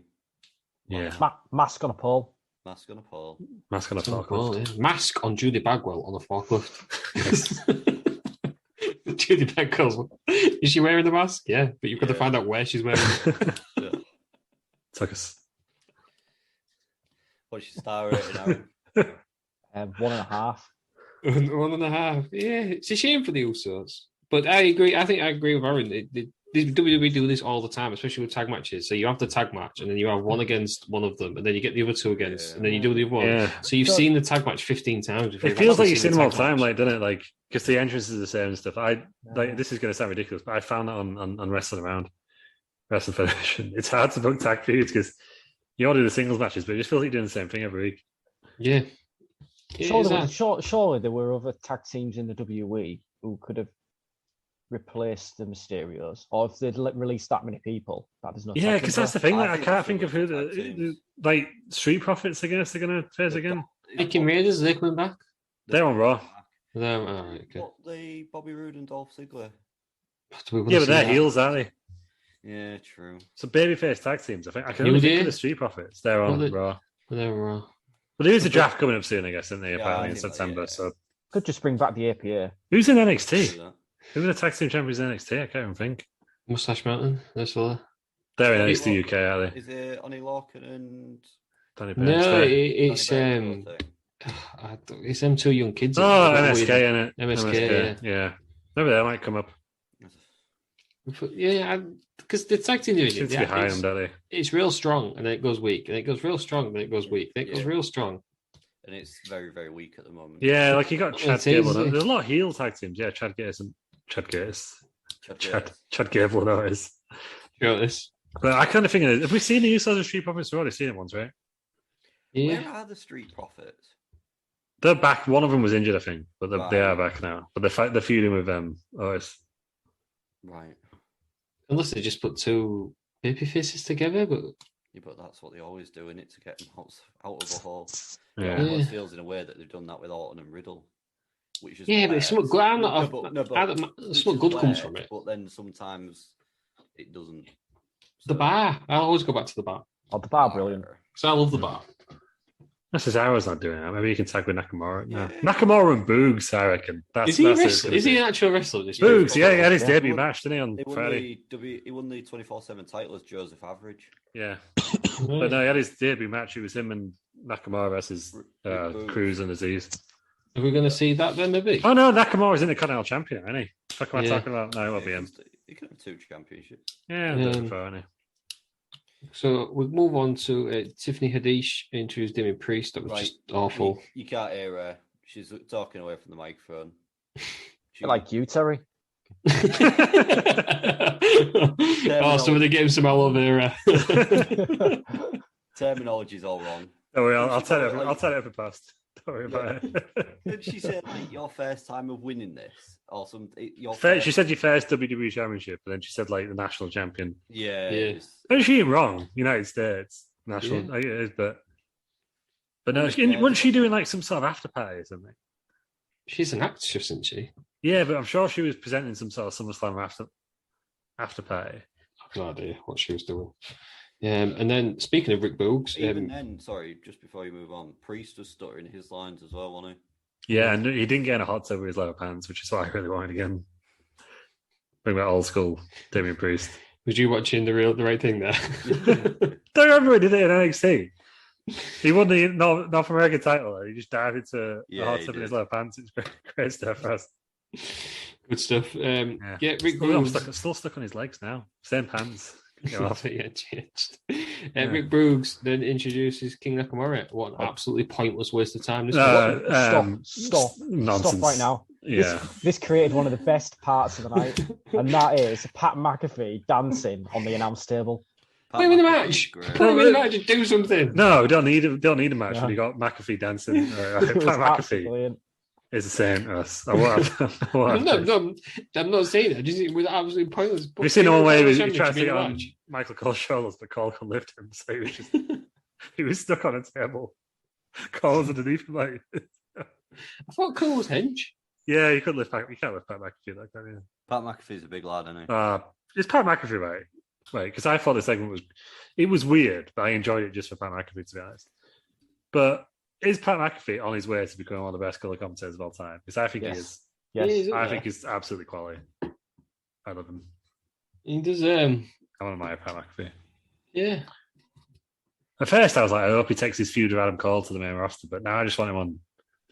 I just want You want commentary. to keep him on, Yeah. on there, don't you? Yeah. Yeah, because I'm glad that they've split the commentary teams up. Get rid of Saxon for me. Just have two booths of two. Saxon would bring Michael out the- Cole's so much better with Pat McAfee as well. Like I Cole is think- like They've got Cole is like not annoying, is he? I think Cole has been let down by bad partners. Yeah, this is like the best partner he's had since Taz. Yeah. Yeah, it's natural. Mm. Yeah. Cole's actually quite good, isn't he? Otherwise, he wouldn't have been there for that long. Yeah. And Cole's ruined by that heel run. Cole, no, that heel was great. He was ruined. I'll defend that. until the day. No, you can't defend it. Except Ah. stupid Irish He was, pricks he at was ruined New by Orleans. Heidenreich So, Yeah, his asshole ruined by and his frosted tips. yeah. So no matter how good you think Cole's heel run was, he'll always them stupid coal miner pricks will probably not wash them shirts for 5 years. Ruined my SmackDown. They were annoying. Maybe we should go back to Vegas next year and see him. Outrageously annoying. Coming Well, on no, then- McAfee miners. Don't know what to call it. God. Carrying on with SmackDown, we've got announced Bianca Belair versus Sasha Banks. They made a right massive deal about how this is a rematch from WrestleMania. This has caused some controversy today, hasn't it? So Sasha Banks wasn't in it. Good job, because she probably started crying again. Because that's all she does. That's Sasha Banks' one move. Loses the title and starts crying and says it's all about us. Did it to Bayley and she did it to Bianca Belair. Sasha Banks is unable to compete, so Carmella comes out. Right. First things first, music does not fit Carmella's entrance. She's I like, don't fit wrestling, so that sums it up really I much. don't mind Carmella, actually. But isn't she her supposed to be like music- some sort of beautiful goddess? Yeah, but it's like all this sommelier Well, such were music, terrorists. but then she's still like doing moonwalking and stuff like that. Pick. Yeah, let's get the moonwalk. But it was like, has anyone seen Luke Cage on Netflix? No. It's like the theme tune of that. I like it. I think it fits. Is this Like not a- what they was trying to do with Emma when she become like Emma Lana or something, and then they got rid of her? Emelina, and then she came like yeah. But she was just then like, into nah, Emelina, and then just came out wrong. Nah, it's not happening. Yeah, I think it's a good. But the thing is, like, she's already lost to Bianca Belair twice. So I know that they did it on purpose this time to get people disappointed. Yeah. But I think the music's fun. When you get the proper entrance, but I guess the stage setup was a bit weird this year. Yeah. Right? Yeah, it was hard to do, wasn't it? I just think, Yeah. like I say, I know what you're saying, Peters. Fabulous was a great song. yeah. Yeah. But it fit with like sort of moonwalking and sort of break dancing style thing, not this new fancy upper class gimmick she's got going. Do you remember she was from Staten Island? She had an accent. She was the first storyline. She was a hairdresser, wasn't she?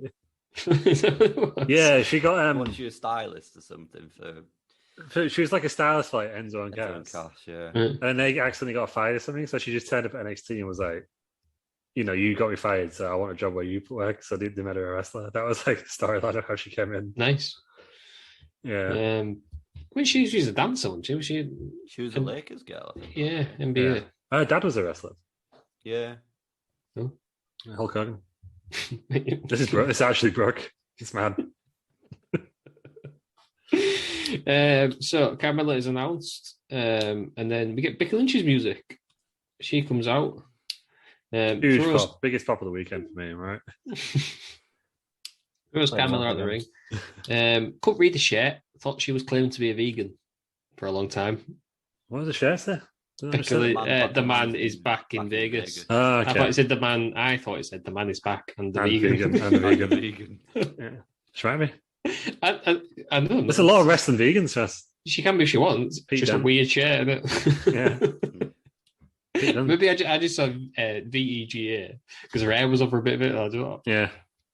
Maybe it's vegan. She's going to get so confused every time Selena Vega comes out anywhere else. Just like, it's vegan. So, is she not called Selena Vegan? Selena Vegan. Yeah. Well, we get Gorg later in the night, don't we? So I guess vegan's fine.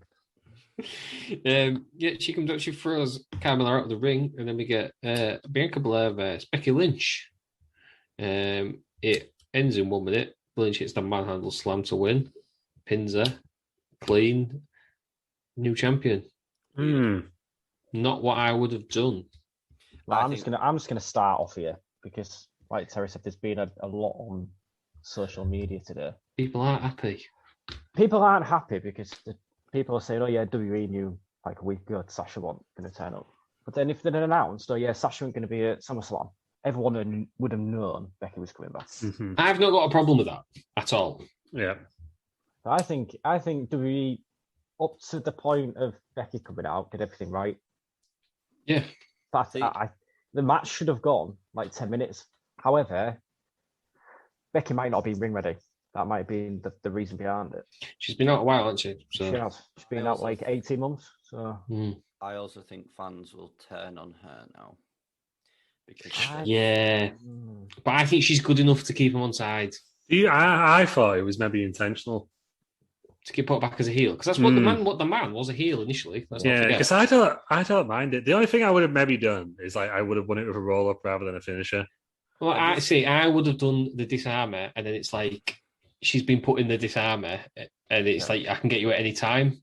Yeah, so that's the only thing I would have done differently, because it's the same with like Kofi and Brock, isn't it? Like Kofi said on his podcast afterwards, he was like, "Well, you beat me fair and square, so there was no need to do a rematch. So you've got the same issue now, haven't you?" But if it was a roll up or something, or like, just don't put the title on it straight away. But I guess it was a cool moment. But it was just, yeah. The interesting thing will be to see how she's booked over the next few weeks as champ. Because again, the women's division on SmackDown isn't the deepest, I don't think, is it? So no, not if you don't know where Sasha. I don't know what we don't know what's happening with Sasha today. So you've only really got Bianca, Zelina Vega, Mella, Becky now, and 3 of them are two of them are with Sasha. So yeah, it's going to be a draft, though, isn't it? Yeah, it's going to be a draft soon. But I think I'd have waited till then. Yeah, I was I don't know. I didn't mind. Like I know everyone online was like, "Oh my god, this is the worst thing ever." Like, I just don't think it's a big deal. Like it maybe what I would have done, but it wasn't like, "Oh my god, this is ruined." Like I don't think it's ruined Bianca. I think the example I gave to someone, which people on Twitter did not like, was I said like, "Oh yeah, it really ruined Brock Lesnar when he lost to Goldberg in like 90 seconds." But it's the same thing for me. Like we'll see what the ending's like. Well, Daniel Bryan. Did it ruin Daniel Bryan? No, Daniel Bryan the biggest star. At the same time, people kind of were saying, "Well, the Fiend." Like, okay, fair enough. Like, so it can go one or two ways, I guess. But I just don't think it was that big a deal where like everyone zeroed in on it, and it was like, "Oh my god, this is the worst show ever because of this." Like, not for me. Like I thought it was a cool moment. The fact the crowd didn't seem into it. I don't think it buries Bianca. I don't think it helps. Full disclosure, I wasn't that into Bianca and her. Like, I don't think her promos are very good. I think her character is a heel. One of these two needs to turn heel anyway. That's my. Well, this is the same problem with Sasha Banks, because when Sasha Banks came up, she was a face, but Sasha Banks isn't a very good face. Yeah, I don't think Bianca is, to be honest. Like, her promos are all the same. Like, yeah, I'm the best, but like, yeah, I love the competition. Like, it's been over 100 days now. Just do something else. Do something else. Stop whipping your hair on. Yeah. So yeah. I don't know. It wasn't the show ruining moment that it seemed to be for everyone else for me. Like it was. Yeah. I looked at it, I was like, all right, and then I checked Twitter, and everyone was like, okay, it's on fire. Just everyone hates it. Like, do the disarmer. It puts the disarmer over as a move. You can get. Because then everyone would have kicked off that she tapped out at us. I know, but it can be But you got to do if you're doing it, you got to do a roll up for me. I don't see the problem with tapping out, because it's the old thing in it, like in MMA, tap or snap. It's not because you're weak; it's because they're going to snap your arm. So you're smart, you'll fight another day. Yeah, but I see the issue with tapping out. I don't understand. Because I think it's just in wrestling, it's not a concept yet like that. There was only Ronda Rousey who taps anyone out in like seconds. Everyone else takes minutes to tap people out. Yeah, But it could have been I've done that, and then look how good the disarmer is. I can get you in it at any time, and then the next match, whenever rematch is, I'll put you in a disarmer at any time. Yeah, that's the point of the match.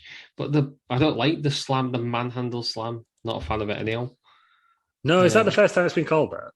I don't know. That's what they called it. Yeah, but I thought that was a bit weird. But it was very heelish of Becky. Like go for a handshake and buzz her in. So yeah, and maybe she is the hill. We'll find out. Oh, is she going to be a tweener? She's going to be Stone Cold. But it makes you want to see what happens on Friday, doesn't it? It'd be interesting to see what they're going to do with Becky Lynch. Is she back full time? Yeah. See how she's going to go. Yeah. But yeah, I don't know. Have we lost Aaron? Aaron, he's still there? I'm still here. My video's not working for some reason. We had this issue last week, so. All right. What's the Franklin star rated? I give this 1 star, and that's only for Becky's pop. Yeah, I can see that. 27 seconds it went. Women didn't get out doing very well, are they, so far? We've had 4 minutes. No. What is this, AEW? What? They were like that. Well, then Sasha Banks is going to AEW. What can take her? So weird's going on there, but then I don't know, because I don't want to slander no, but I think we'll find out possibly by the time this podcast out what the hell happened between Bianca and Sasha and all of this. There may be a reason for it that we don't know. Yeah, I guess the proof's in the pudding, isn't it? We then get some American wrestlers. We get Tamira Mensah-Stock, who was having the absolute time of her life, and Gable Steveson. They won gold for the USA at the Tokyo Olympics, so well done to them. That Gable Steveson, he's supposed to be like the next Lesnar, isn't he, or next Kurt Angle? Well, yeah, but also Tamira, they did an interview with her, didn't they, on like NBC or whatever, and someone was like, "Oh, I could see you in the WWE," and she was like, "Fuck yeah, I want to be there." She was having the actual time of her life. Yeah, I think she'll sign up. Gable Steveson, I think, will go to the UFC first. Since it seems to be the plan at the moment. He had a picture with Vinnie Mac, didn't he? I forgot his medal. What's going on there? But he's only really young, and he's like 21. Yeah. Kurt Angle was like, he should go back to the Olympics and win them again, but I don't think he will. Well, I don't want to slander him. Well, you're a boxing fan. It's the same happens in boxing, doesn't it? You win one gold medal. Yeah, you go professional because you were starting the money. Yeah. What's the point? Because what if you lost the next one? Yeah. Then you're not a marketable asset anymore. But from what I've heard, he only won in the last minute, didn't he? And I don't think he was expected to win. So if I was him, I'd be like, "Oh, I won that one. Get out of Dodge." Yeah. Hey, maybe he's talking to Brock backstage, and Brock's like, "Yeah, this is where I want to be." Lashley using the one national champ. Yeah, well, Lesnar did both. Didn't he? Lesnar could do this for a bit. Yeah, but Lesnar is like Lesnar, isn't he? I know, but he's 19. He's 21. He's 21. He's really young. So is he developed yet? No. So just when they start getting punched in the face by some of the heavyweights in UFC, if I were him, I'd just do it. Or does he want to come to WWE for 5 years, build his star power, and then go to UFC? Yeah, I think where his body's used to taking punishment. I'm not saying he's not used to taking punishment because he's probably been wrestling since he was about 6. But do you know what I mean? He's still growing, isn't he? He's still a kid. Yeah. So does he want to do that? That's no, what I would. Obviously, WWE are caught him a lot if you're giving him a walkout in WrestleMania. Yeah, I felt like he could have beat up some heels or something. Yeah. So the next match is Jinder Mahal against Drew McIntyre. Jinder's lackeys. Vega and Shanky? Via. I can't read my own writing here. Via and Shanky are banned from ringside. This is the match that nobody wanted to see. Am I right? Oh, boy, but well done for them for doing it, old mates, and that, aren't they? No, not well done them for doing it. It was, what was it? It was awful, wasn't it? They go out there and have a banger of a match. You think fair play? 2-minute match just after we just had a 30-second match. What the fuck are we doing here? Why is 4 minutes? 4 minutes. Why is Drew swinging swords? Yeah. Right. Why? Yeah. Right. Why is Drew McIntyre trying to commit murder? Yeah, the way he was carrying over his shoulder, by the way, you could tell it was a blunt sword because otherwise, like, he would have had low hands. The way he was carrying over laceration. Yeah, but no, I didn't care for this. No, I don't understand the sword. He was given it by Sheamus. They said feuding with Sheamus. They used to jab it in the ground, didn't they? Yeah, get fireworks. It's actually Vince McMahon's real sword, isn't it? Yeah, that wouldn't even surprise me if he owns the sword. But you know, when we're swinging it around at people's heads, Drew, it's like the old Be careful. in a hardcore match. Why don't you just stab someone? You can't be doing that. Do you know what I mean?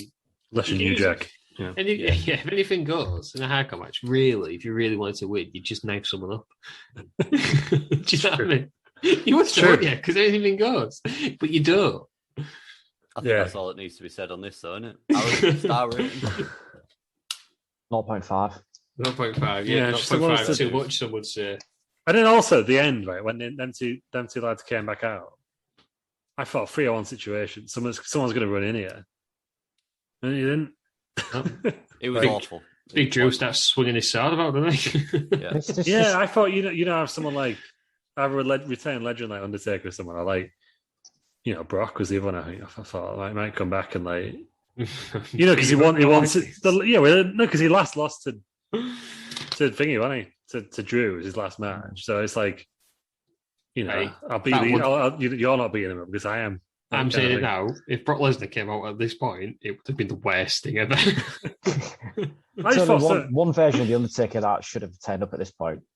Snakeskin pants taker. Well, yeah, still took him longer to come around his bike. Can you imagine the Undertaker going his entrance ramp? It took him ages, wasn't it? Can't be any worse than Hogan trying to ride up my bike. Is that from last week? Do I need to watch it?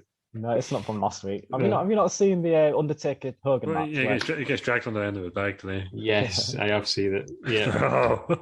When the world title feud that no one asked for. Yeah, but we got. Yeah. But yeah, no, it was just, it felt like it kept leading to somewhere else that it just didn't. Is it the end of it now? We've been doing it for a while. It's a shame, really. I thought they could have had a half decent match just as a try. Did you know Jinder's got a good look? Yeah, but he's rubbish. He's rubbish. Do you know the point where I knew Jinder was terrible? Where Jeff Hardy, I think it was in Saudi Arabia, Jeff Hardy did his Whisper in the Wind and completely missed it. And then instead of just like pretending he was caught, Jinder just did like a flat back bump. Yeah. It was just flat out ridiculous. There's only one reason why he's still in the WWE, and that's because they're just appealing to the Indian fans. Yeah, but if you're an Indian fan, there's got to be better Indian wrestlers, surely. Rick Harley. Yeah, Shanky. But like, are you going to be appealed by someone who's losing in 2 minutes? 4 minutes. For God's sake, do credit where credit's due. Do you know what I mean? Like, who fucking cares about?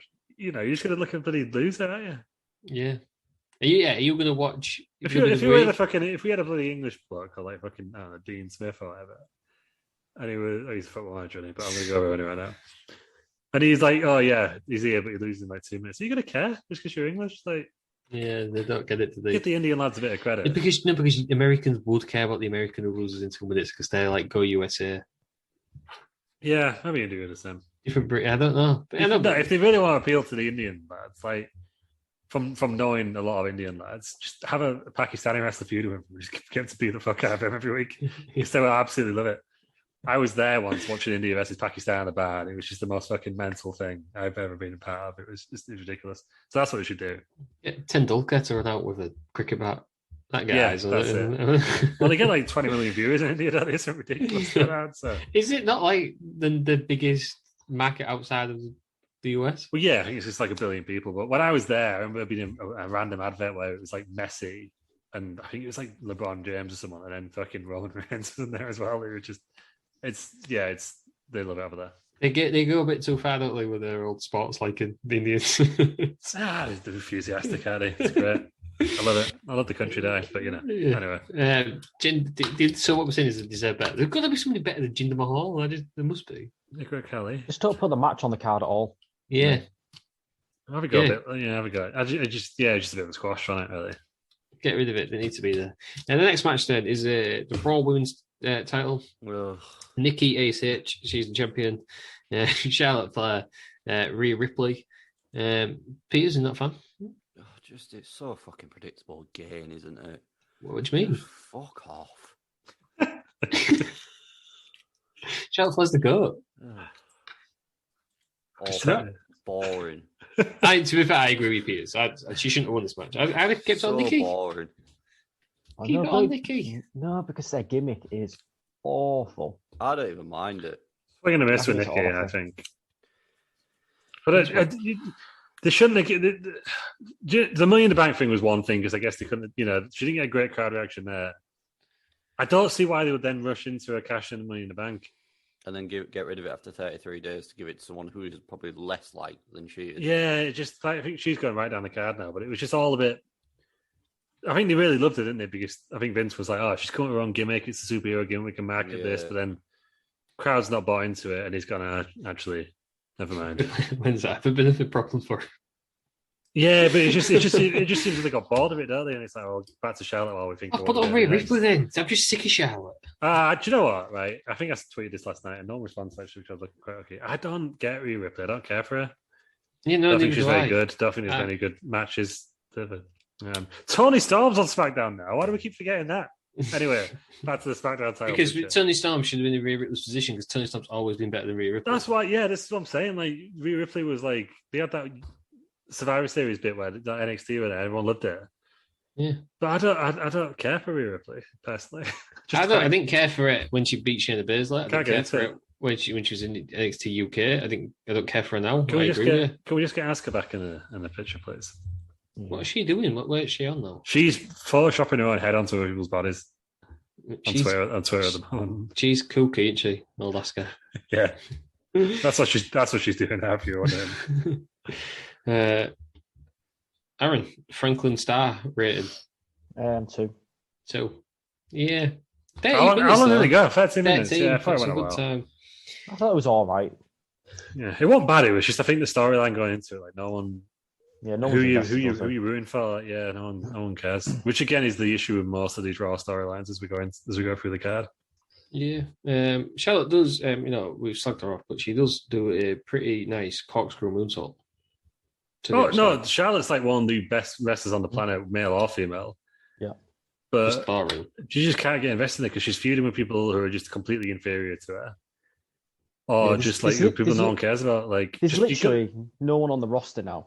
They've got to have to bring up like Io Shirai as someone. I think. Like, do we think really go for it? That they're booking, and I'll ask this at the end. Do we think they're booking to Survivor Series? Do we think we're going to get a big Survivor Series? Are we going to get the Man Charlotte Survivor Series? Would we like to see that? I'd like to see that. Is that what we're doing? I would in a way, but wouldn't Bianca and Charlotte have been a better? And this is coming from like Becky Lynch's like number one fan. Isn't that going to give Survivor Series an opportunity to just do something random that you wouldn't normally do, isn't it? Like, yeah, because it's only a one-off. But maybe that's what they're thinking. Is that what we're thinking? It went from my head at the end, and I'll explain why at the end. But is that what we're doing? We're just putting titles on big stars because people want to see the big stars because they haven't seen them in 18 months. Maybe it's a big one in New York, isn't it? The Rock's going to be there apparently, if you believe the rumors. So. Yeah, is that?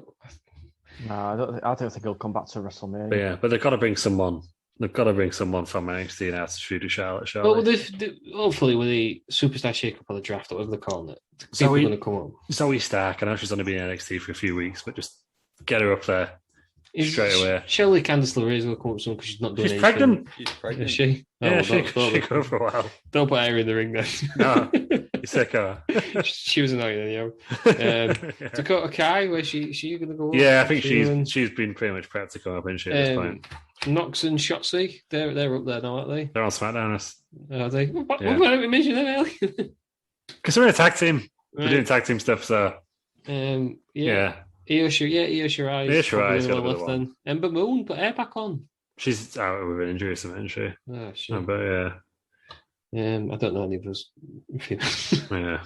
There's loads. There is loads on the on NXT.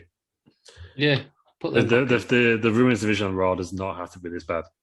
Oh, SmackDown. Yeah. SmackDown is just, it's good but shallow, isn't it? Raw is just... I can't think of anybody else on in the entire Raw women's division was in this match, I think. Yeah. The issue. Natalia. What's she on? She's both at the moment. She's tag team champion. With Tamina. Yeah, double. Why is Tamina a champion? We just mentioned all that bloody talent. Ross Tweddle from Cultaholic accidentally got over, didn't he?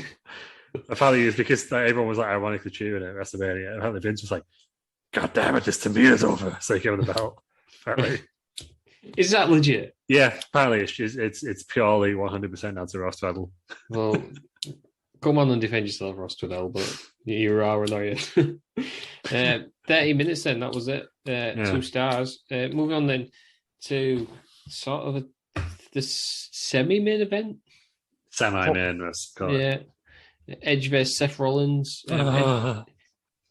This was probably the best match of the night. He's so good in the Edge. Both are. This should have been the main event. Yeah. I know Seth Rollins. I think you tweeted this, Luke. He should be in the discussion for best in the world. Oh yeah, 100%. He's He up should there be, with shouldn't he? Omega, Okada, whoever else trying to put up. And he was until he started having to go up with Ospreay. Yeah. So. I mean, Will Ospreay turned out to be a bit of a prick, didn't he? So I think he was fair. He was done. No one's gonna dislike him for having to go with Ospreay now. I don't think. But, so how about your moments, Seth? Yeah. Edge has his Brood entrance then because he's top 10 to this other guy. He'll do whatever it takes. Brood is great. Yeah, he brought out some old moves as well. Execution, educator. Yeah, but yeah, he's 50, Edge, isn't he? Getting there, isn't he? But you can't tell, can you? Do you think it helped him having so long away? Do you think we would have got sick of him by now? I don't know. Yeah, we would have retired by now. Like properly retired now, I think. If he hadn't have kind of been forced to retire. How old is he?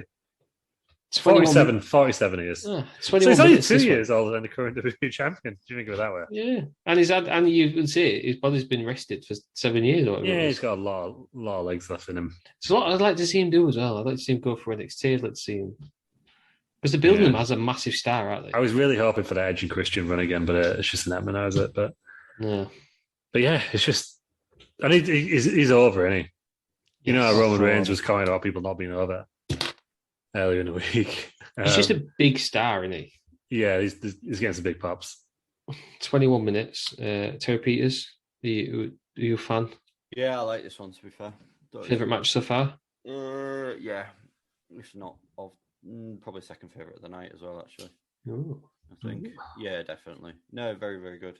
Liked it. Aaron? This was the turning point of the show for me. For better or worse? For better. I felt like apart from the Sheamus match, the rest of the show was kind of throwaway. You get to this match, and I think it's a turning point. Really enjoyed it. I think the only thing so I've given it 6 stars out of 5. I love how it's out of 5, but you just don't care.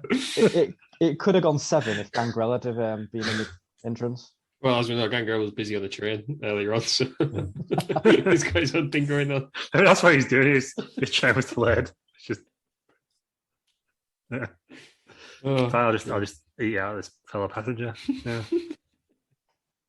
That's where the Brood bath came from. Yeah. Oh, God. Yeah. I thought it was really good. I'd like to see it again. Not straight away, WWE, but you get any ideas. I thought in the actual show, because I thought you meant the trailer. I was going to watch it again. I'd like to see this match again at some point. He's getting better. I think the more he gets back into the swing of things, Edge, the better he'll be. Yeah, I think, but this is like, is he like? I don't know. His first WrestleMania match in the empty arena was kind of a bit slow. Probably wasn't a bit long. No, it was fast. So it was about an hour, wasn't it? 45 minutes, something like that. Yeah, and it was just like him, which sure happens on it. But I think he got injured, didn't he? In the greatest match of all time. When he's been on a card with fans, he's had the best match every night, isn't he? Yeah. And I think this was the best match of his return, as Aaron confirmed. Dave Meltzer didn't reply, correct? Yeah. But no, he's obviously making his way for his star ratings. But I thought this was a fantastic match. Yeah, so Lou tweeted last night saying, I think this is the best Edge match since his return. And I just commented saying, this is correct. And honestly, I got an absolute ton of likes on just my comment saying you are correct. Everyone's listening not to the original tweeter. Oh, no, I got a bunch for that one. My best one was someone after the Becky match was I still picture someone just liked it. Someone after the Becky match was like, I'm quitting watching right now. And I was like, I'll see you tomorrow night for Raw. See you on Monday for Raw. And that one blew up. The guy blocked me. He got really annoyed. said you just been you said you just been a douchebag for no reason. I was like, it's kind of what I do on Twitter, to be honest. Like, I mean, to be fair, he is. So yeah, I always say that when he blocked me before. yeah. Because I use my account and the rest of the round account, I'm so tempted sometimes to reply at the other one. But I don't. Was that wrestling around or was that Lou Barkham? That was wrestling around. I used it last night. Everyone loved it. So we've blown up. We got some new followers. Thank you, new followers. Yeah, everyone's listening. New listeners. Listen, yeah. But yeah, this match was great, wasn't it? So good. And I loved how Edge went through his whole repertoire of moves. And Edge from beginning, wasn't it? I think our friend Sidgwick made a really good point. He was the story that they were building was that Seth Rollins wasn't Edge light. He just hadn't been around as long as Edge, so Edge had all this extra stuff he could pull out that Seth Rollins didn't. So I thought that was a really good point, actually. That was a good story. Tap out, I did not expect the tap out ending at all. No. But that's his new thing, isn't it? The new crossface, and he got Reigns to tap out with it. Yeah. It looks pretty brutal. Yeah. Crossface is a brutal move, I've heard. Yeah, you do like the crossface, like Peters. Oh, yeah. What was worse, the crossface, or when you got bust open from the leg drop? Leg drop. Crossface where he was tapping out and we just carried on. No rules. Red Shoes was refereeing. He's a stickler of what rules there is. Let it go.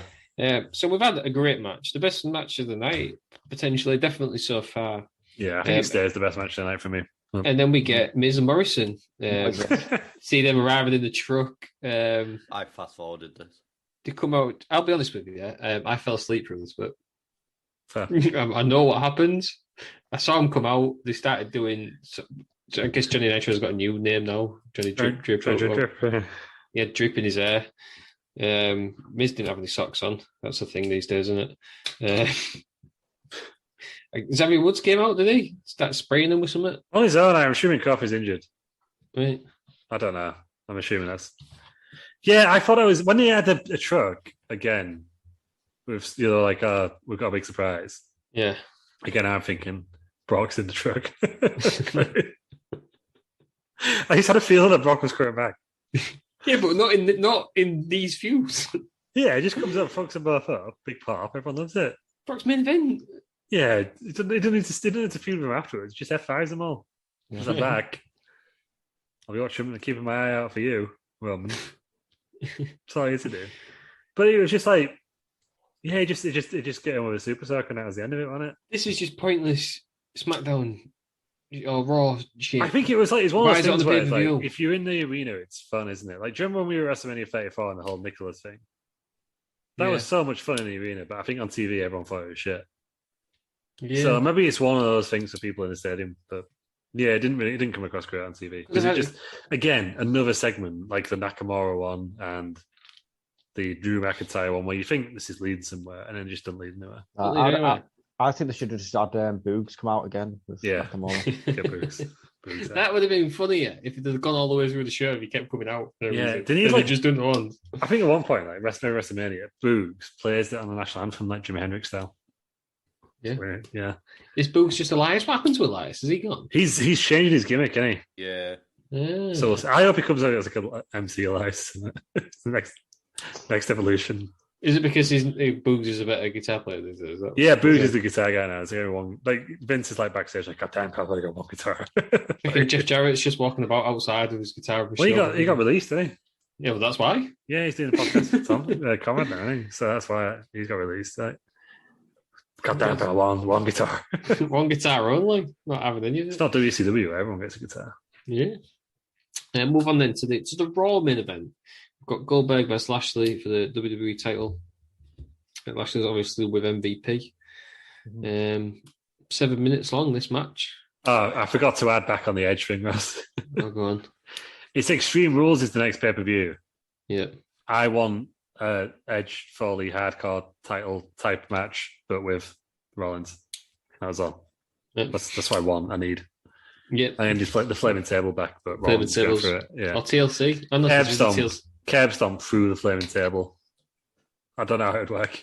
Love to see it. That's what I want. Yeah. Edge will be horrendously disfigured. Get retire kite. Worth it for the craft. Yeah. Goldberg versus Lashley then. Goldberg's entrance was awful for two reasons. First one, no pyro, obviously. Don't work without pyro. No, he looked it's like Lesnar when he came out later on. They just looked after it. Yeah, they weren't allowed it apparently, were they? No. But the stadium regulations or something. Yeah, so second reason, the worst looking security guards in existence, probably. There was what I can only describe as a hipster and a 14-year-old boy. It's like when Gilbert used to have his. Yeah. The worst thing was, he did the whole knock on the door and you couldn't even hear it, could you? Because he was like that limp-wristed, like knocking on the door, like couldn't hear a damn thing.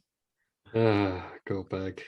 Do you know, I'm not even upset that he's back. And there wasn't an end, was there? Goldberg was unable to continue because Lashley just went mental on his knee. I thought this was a good ending. I agree. I thought this was a good ending. I'd rather see this than have a Goldberg win or Lashley just beat him. I want to see a punk-ass kid in the headlock.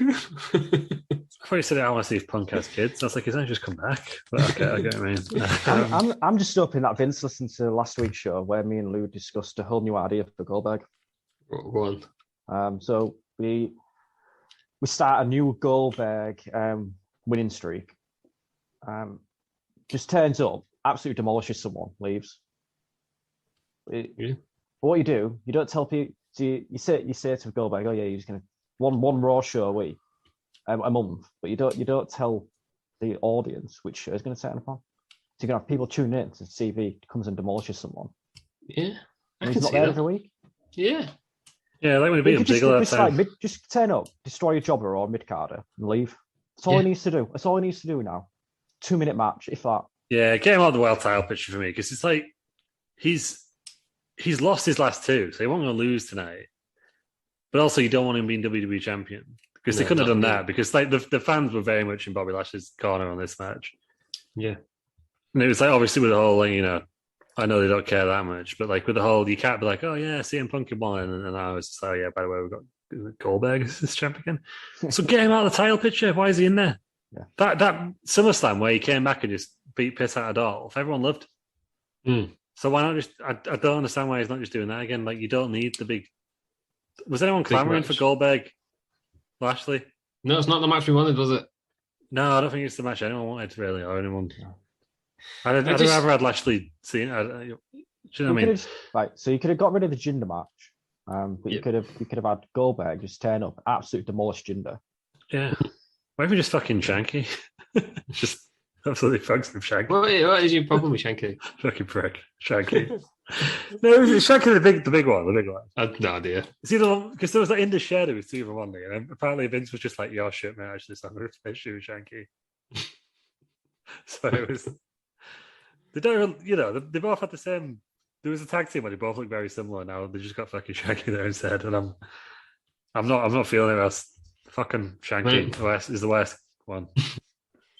So it didn't end. Goldberg was obviously beat down. Lashley attacked him with a chair. Gage Goldberg, I guess that's his name, jumps in. Yes. He gets put in the headlock. And then MVP, I'd have left this for Raw. MVP was like, there's no way he could have done that was a kid. Yeah. He was I'd have left that for Raw. Yeah. Well, they're obviously straight away. They're building to a rematch here, aren't they? And Goldberg's just going to leave it as beat up his kid. And they've also announced the new Saudi Arabia show. Well, Goldberg's got a good record in. He loves him, though, doesn't he? The Saudi Arabian prince or whatever he is, the high dignitary guy, loves Goldberg, doesn't he? Over there, that's why he keeps asking for him back. And this is why they shall have a new Goldberg streak because they'd absolutely love that over there. He's got a good record. It's never going to happen against Lashley, is it?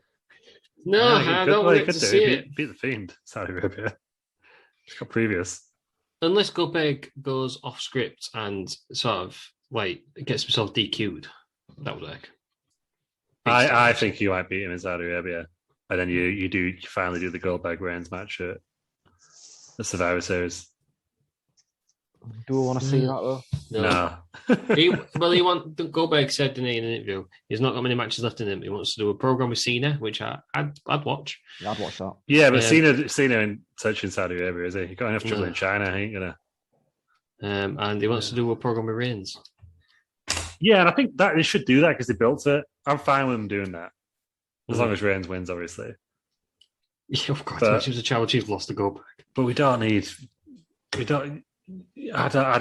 should have booked the match in the first place. Once they booked it, you just got to accept that Goldberg's losing 3 times in a row and just hope people forget by the time we get to the Royal Rumble or whenever he comes back out next, for me. I think because his last matches have all come quite quickly. Mm-hmm. He's lost the mystique, whereas before it was a couple of years in between, wasn't it? Yeah, at least he wasn't wearing his gym shorts tonight, though, like he was against Drew. So that was good. Yeah, maybe he forgot his pants. Yeah, just wearing the old school 2003 Goldberg trunks on him. If he forgot his pants, he could have borrowed the Godfather's.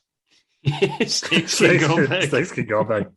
I need to see that. Why have you put that in my head? I'm writing that down. That's the wrestling around Wrestling Federation. Terry Peters, final thoughts on Goldberg vs Lashley.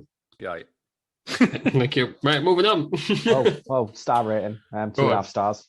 2.5. Enjoyed it. This is for the child cruelty at the end. No, I just thought it was good. But there was no botches, which was a surprise for Goldberg. Yeah. No, and you know what? I like Lashley. I like Hurt Locker. I love Lashley now because I watched his Broken Skull sessions. Yeah. What a nice man. A lovely man. Yeah, but I like the Hurt business. And I loved it. I don't know why they got rid of Shelton Benjamin and Cedric. Forgot his name already. I know. Because what you would love to see, the Hurt business versus the table. The bloodline of the bloodline, that would have been great, wouldn't it? That would have been so good. Fucking quality, yeah. Hair business should just employ the APA. Yeah, because then you try and we might get in fucking T-Bar and Mace and all that. So really random like that just after. He wanted Apollo Crews, didn't he? Yeah, he was saying he wanted Ricochet as well, but he was like, so I'm not just going to go with all the black guys, but also I wanted Crews, Ricochet, Cedric. Right? Just like maybe I am. I'd love to have seen. I just would love to have seen them before go at each Apollo other. Crews has got a good heel character now. Though. I like Apollo Crews on SmackDown. They could have built up to the epic War Games. That would have been so good. Yes. War Games on the main roster with them That's mega money, that, isn't it? Who are you putting the bloodline? Kishi back. Yeah, he didn't need nothing, don't they? Well, MVP didn't have to wrestle Z. Yeah, he's wrestling him. Yeah, but have him in the corner.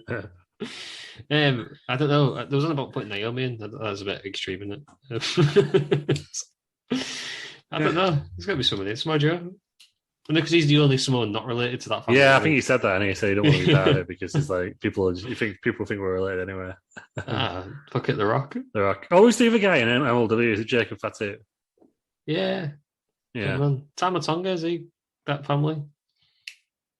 I'm sure there's some sort of beef between him and Roman, but I don't know if he's Hakusa, isn't he? Yeah. I'm not sure the NOI family works, to be honest. Well, no, because some of them are actually related, are they? Yeah. But Nia Jax and The Rock actually are, but I don't think Samoa Joe, not Samoa Joe. Well, he is Samoa Joe. Roman Reigns. Samoa Joe. No, they're blood brothers, aren't they? They're not actually related, are they? Not in this tradition. They are in a Samoan sense, but not in a scientific sense. Yeah, whereas Nia Jax and The Rock actually are. Yeah, and then the guy from Who Plays for Rovers.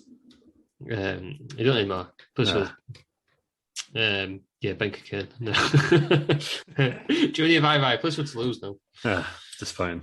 Right then, the main event: Roman Reigns, the Universal Champion, against John Cena. Reigns is obviously flanked by the Usos and Paul Heyman.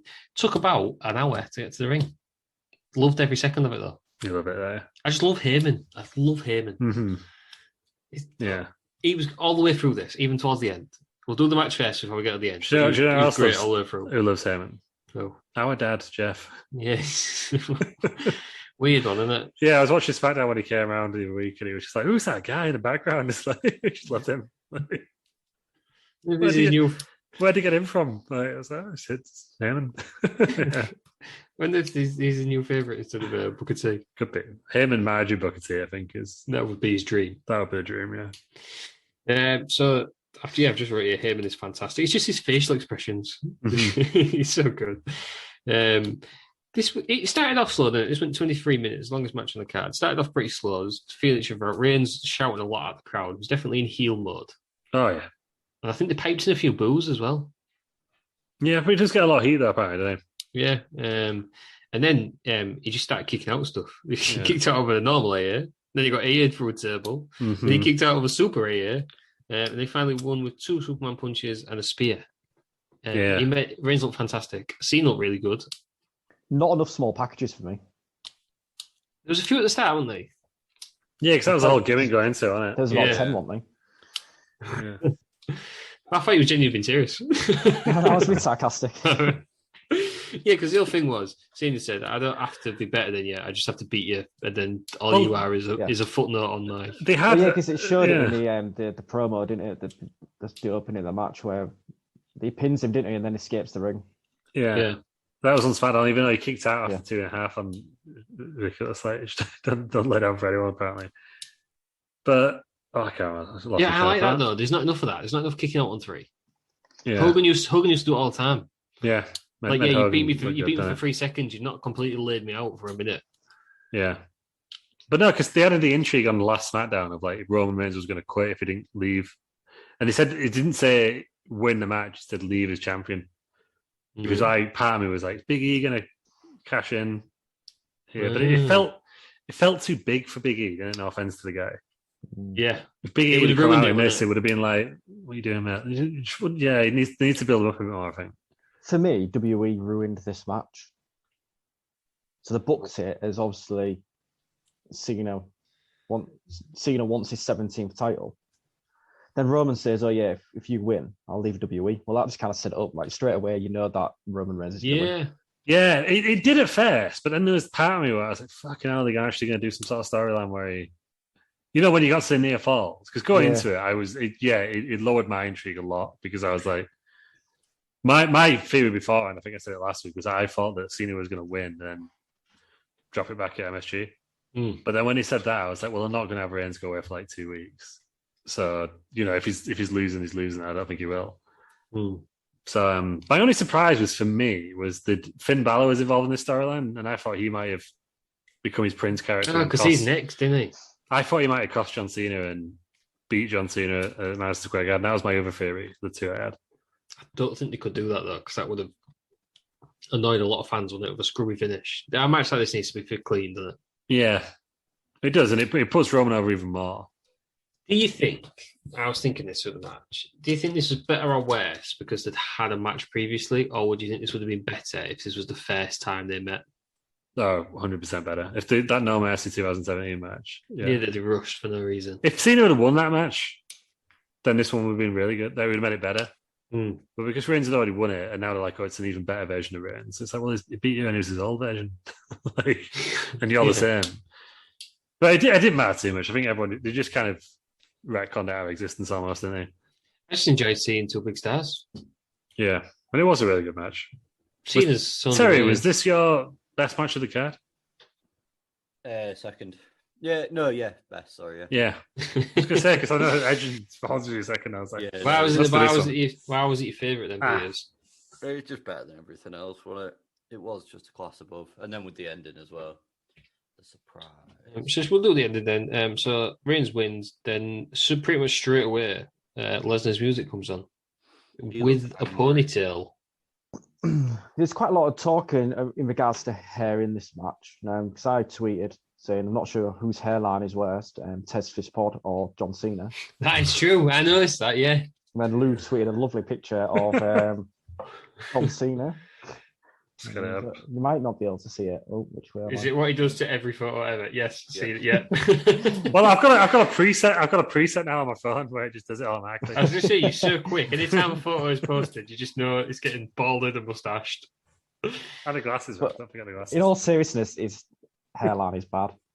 Yeah, and because he grows it longer now, doesn't he? Yeah, I guess he has to for films, doesn't he? But it doesn't. Yeah, skinhead right, Cena. That's what I want to see. Yeah, straight up bald. Yeah. Bald with a beard. Yeah. It's completely changed his look. A mustache. Like Lesnar. Well, The Rock changed his look. I think no one cared. He's completely bald these days, isn't he? Yeah, he was a bald goatee man for a bit, right? Now he's completely bald. Yeah. I think Lesnar looks like... I think he looks even more badass now, yeah. Oh, yeah. Because before, at the end of his MMA, when he had a massive beard, didn't he? Yeah. Lesnar. He looks almost Viking-like, doesn't he? Yeah. Someone called him like Ragnarok or something, which I thought was pretty good. Pretty clever. What made Brock's return even better though is Heyman. This is why Heyman is just the greatest of all time. Because he's on his knees when he was crying. I don't know what's going to happen. Did you hear what he was saying as Heyman and Reigns are walking back up the ramp backwards? He's going, "Oh, what we're going to do now? What we're going to do?" Like genuinely adds so much to the whole return. I think you're going to do a thing where, because he's famous for double crossing people, I think, Heyman. Yeah. Do you think we're going to find out the storyline's going to go that he was the one who invited Brock back? Well, I've got two. Because I think they've got to make Reigns face at some point. That's even though he's on a massive heel run now. I'm pretty sure the intention I don't want him to go face. To become like the face of the company. I want to see face Lesnar for a bit. Yeah, I want to. Gonna get it. Yeah. I think he's just going to be a tweener. Well, he fucked up John Cena off camera, didn't he? Yeah. Big time. Yeah. I think he's just going to be a tweener. I think he's just going to be. He's not going to be face. He's not going to be heel. He's just going to turn up. He's just Lesnar, isn't he? Yeah. Yeah. Wake up, conquer, beat. So this obviously stare down, and Reigns says, "I'm not doing tonight," which fits with Reigns' character. I have two thoughts to this. So I think Lesnar and Reigns are going to go at it, and I think Heyman will just go to the winner. Whoever wins, he will suck up to. Because it's like the slimy person. But then I was also thinking, wouldn't it be good? This has got me thinking Survivor Series. Wouldn't it be good if Lesnar then faced Lashley, and then you've got Lesnar Reigns at Survivor Series, and they're both champions? Yes. That is the match everyone wants, isn't it? Yeah, it is. As soon as Lashley came back, everyone was talking about Brock, wasn't they? So do Lesnar Lashley. Lesnar could beat Lashley, that's fine. Lashley will get over it. Lesnar's like one of the best, isn't he? Yeah. And then you have Reigns, because Reigns and Lashley, yeah, I do want to see it, but I'd rather see Reigns and Lesnar with both titles. They're the two strongestly booked people in the full company. Oh, for sure. For sure. So they're the two best. That would be, for me, Stone Cold. Like Stone Cold. The thing is, I can't see The Rock. I mean, I can't see Roman Reigns losing until he faces The Rock. No. Well, you can have Lashley come out and ruin it, can't you? So there's no clean finish at the Survivor Series. Okay, so who'd you have at Survivor Series? Lesnar, Reigns. Oh, so he's beating Lashley. So Lesnar beats... Survivor. Oh, okay. So Lesnar beats Lashley before Survivor Series to get the Raw title, the WF title. Then they fight at Survivor Series, and Lashley's pissed off, so he comes in and ruins it both. Yeah. Oh, I guess like he's doing a thing where he wants a match with Reigns, he won't have it, so he goes and wins that title, and then they have to face each other. Yeah. Because they're the two options, I think. So you've either got them just going to go at it anyhow, but I can't see that going in. Unless Reigns gets really overconfident and thinks, I beat everybody else, I'll beat you. But he's never really beat Lesnar, has he? Not cleanly. It's always been a bit of shenanigans. I think Seth Rollins is the only beat. Oh, well, Drew McIntyre last match, but Seth Rollins used a chair when he beat him. Let's not forget. Not the second time. Did they? So they beat him at SummerSlam afterwards, isn't it? Clean. The WrestleMania. Yeah, the WrestleMania one. He's blood him and hit him with a chair. Yeah. But I'm pretty sure, beating clean. Yeah, I'm pretty sure that Rollins beat him clean at SummerSlam when he won it the second time. So they're the two options, aren't they? I think. Don't you think though, just coming out of SummerSlam, that it just seems that WWE have just given up on Raw? Yeah, but I was thinking this. Like the two biggest pops of the night, the two biggest returns of the weekend, Becky Lynch and Lesnar, both turning up, both going to SmackDown. But Becky Lynch obviously ain't going to go to Raw because of Seth Rollins. He's on SmackDown. They're going to stay together. But I was thinking that it seems strange putting Lesnar on SmackDown as well, doesn't it? He's never done that. Yeah, even the Becky Lynch thing doesn't make it makes a bit of sense, but on the loop that they do, it's the SmackDown on Friday, Raw on a Monday, and in between it's Saturday and Sunday. They've all been super shows with both brands anyway, so I couldn't see it make that much difference. Yeah. But I don't know, maybe Becky wasn't meant to, because apparently they found out about Sasha about a week ago, didn't they? What title did she lose when she retired? When she Raw title. Oh, yeah, right. she gave it to Asuka, didn't she? Yeah. So she's not even got like a say for the SmackDown title. No, she just came back and won it. Yeah. Maybe it's building up to Becky 2 belts again. Yeah. Yeah. Do you know whose fault this is? Dave Finlay's. For letting her know I won all the time. Yeah, for no reason. She just came out. It made sense. Lana was injured. Yeah, but why did Finlay get why was it his choice? Well, it's Adam Pearce now, anyway. So it's random backstage. Finlay was there. Finlay, to my knowledge, has had no say on any match whatsoever. in WWE, and then all of a sudden he gets to see decides who goes in the last one. Who's that other geek who, Pat Buck, and it? Like they just have random people now backstage. Sorry, Just Finlay. This is the band. It's all Finlay's fault. Maybe we should get Devon doing stuff like this. Just coming out and just shouting, testify. Oh, he's backstage, isn't he? Yeah. Is he? Is he? He's the producer, yeah. So is Molly Holly now as well. Yeah. Well, she's probably still stood on the stage at wrestling. That's the only way they had to like get her off this bloody stage at the Hall of Fame. Yeah. I'll give you a job, Molly. You just leave the bloody stage. Just like now I'm watching Hillbilly Jim. Leave me alone. Why did she stay? Ruined that for me. Ted Peters. Final thoughts on Roman Reigns versus John Cena with Brock Lesnar returning. Very good. Excited to see what Brock does. What do you think he'll do? Hopefully turn face. It'll be interesting to see him. Turn face. You see, just have him beat people down. Yeah, I think he'll be all right. I don't think Lesnar needs him. Have him as a silent killer. Mm-hmm. Makes him better though, though. Do you think? Yeah, but Do you think they're going to use Heyman as still talking for Brock, even though he's not like the mouth of Brock? If that makes sense. Do you know what I mean? Yeah, he's going to be arguing with himself, basically. yeah. Yeah. Yeah, a lot of promise. Yeah, Brock ain't going to do a lot of talking himself, I don't think. No, don't need to. Just, would just you- to turn up, Yeah. demolish everyone, leave. What if he gets like a new manager like Teddy Long or something? Teddy Long manager Brock. Oh, he gets the succession of like all managers and stuff. So like 1 week comes out like Jimmy Hart, and then it's like, Slick. Slick. Mr. Fuji. No, Mr. Fuji's dead now. Anyway. All right, Pig. What I if can't forget who a famous manager is. Paul Ellering. Yeah, Paul Ellering. what if they become like tag team partners? Bischoff. That'd be the one. Bischoff's a free agent, right? Yes, Bischoff, because he hates Heyman. So Yeah, there you go. Works on he two says- levels. Yeah, who hates him the most? Yeah, Bischoff, Brock Lesnar's manager. they I've don't like called it each other, now. do they? There's no reason for that to happen, but I'm just going to try and manifest it. Yeah, what if they just have a tag team? Well, Rock and not Brock and they could do for like one. Yeah, Don't know who they go against. who says Mysterio is? Mysterio Dominic. Yeah. Do I want to see Dominic get F5 a million times? Yes. Yeah, again. Yeah, Or does he get included in the hair business? that'd be insane. I don't know what they're going to do with him, but I guess it makes you want to tune into SmackDown, doesn't it, to find out. I just can't see him staying on SmackDown. He must surely he's going to Raw. They don't put Lesnar on SmackDown. It's the biggest show now, isn't it? Yeah, he only moved to Raw snippet- last time because that was what Heyman was writing for, wasn't Vince doesn't want Raw to fail, does he? Because that's his baby. That's the original. he? Yeah, but I think I don't know, because it's like you would think they've got a better chance of getting an NBC deal overall. Yeah. But I think at the same time, if you can prove you can make it on Fox, well, I don't know what even networks are. Is it NBC, CBS, and that? That's when they all start looking and thinking, hang on a minute, it works on network TV. So I reckon they want to like proper load. Because they were getting like nearly 4 million viewers when they first moved on. And now they're getting like 2, which is the best wrestling show on the planet in terms of viewer figures. But they could do a lot better. Because they're not competing with wrestling anymore. They're competing with TV. Yeah. Well, that's what Vince says is his biggest competition, really. Sleep. Sleep and sneezing. It's got a feeling against that. What did you give that final match then? What's the 4 final stars. rate? 4 stars. Yeah. So you say it was a joint second? No.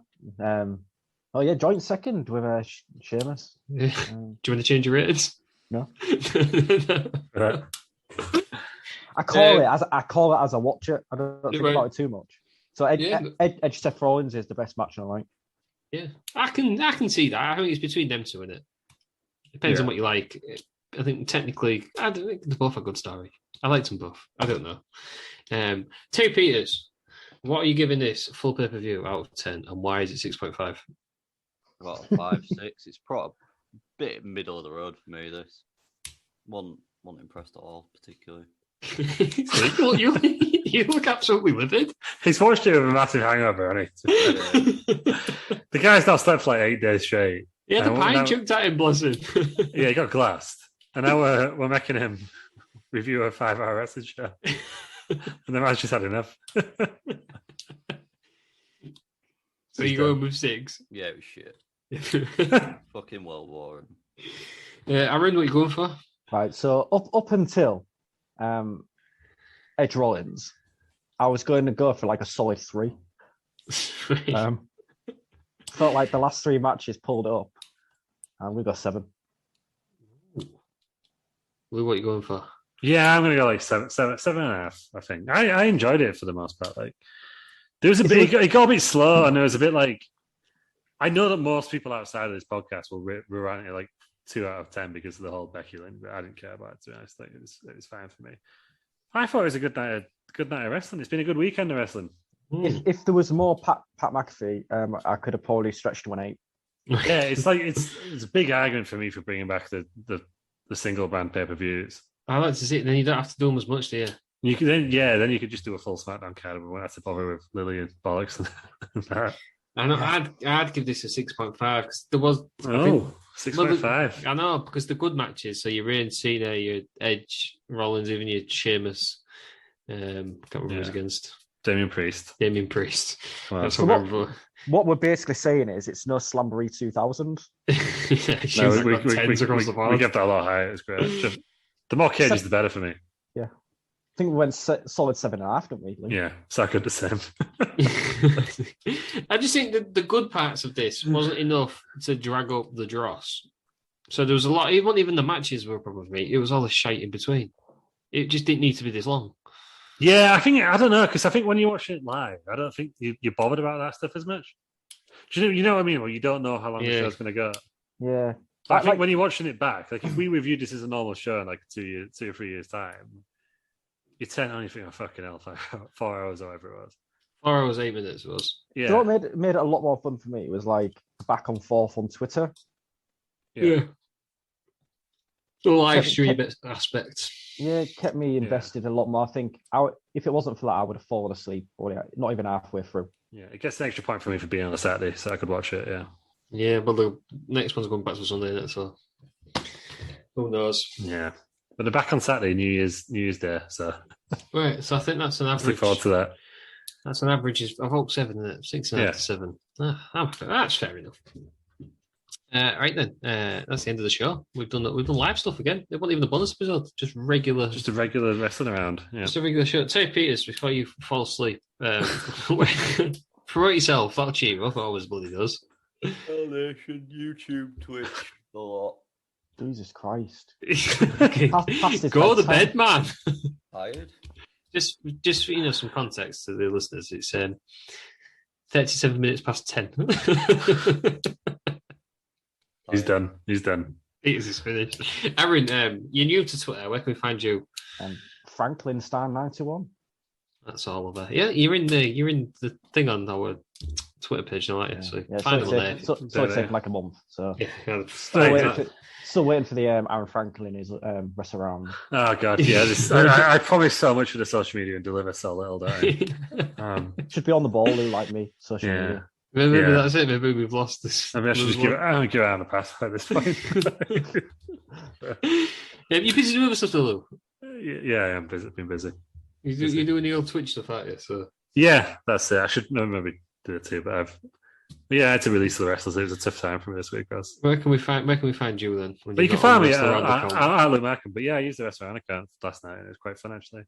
Yeah, so you'll do that again. I'll do it again for the next pay-per-view that I watched live. So New Year. Royal Rumble. Well, actually, they've got a pay-per-view on my birthday in December. So we're all going, by the way. We're all going. I don't know. I think it's Chicago. Yeah, so we're going to that one, and we'll see you all in Vegas for Money in the Bank next year. It's happening. Ridiculous.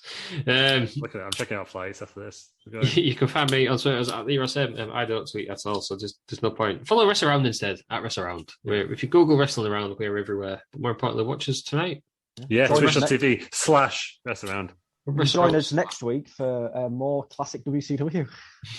Have we promised out? Yeah. What?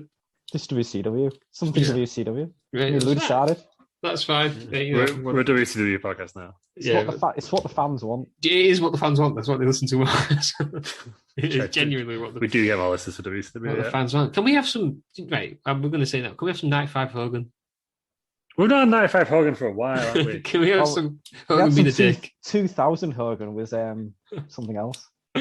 2000 Hogan's even weirder, us.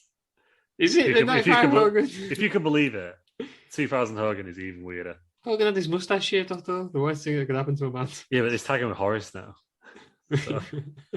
I'll just wait till you get to Great American Bash, Lou. Maybe that's what we'll do. But... Hollywood Hogan returns. Oh God. But join us next week for some sort of WCW. This all four of us together. This is the first time.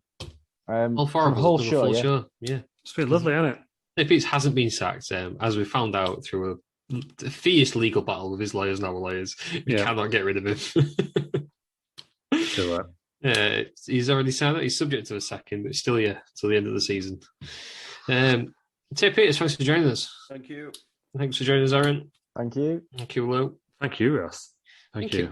Thank you, everybody, for listening. And join us next week, where, for some strange reason, probably because I wasn't here last week, we're going all the way back to WCW.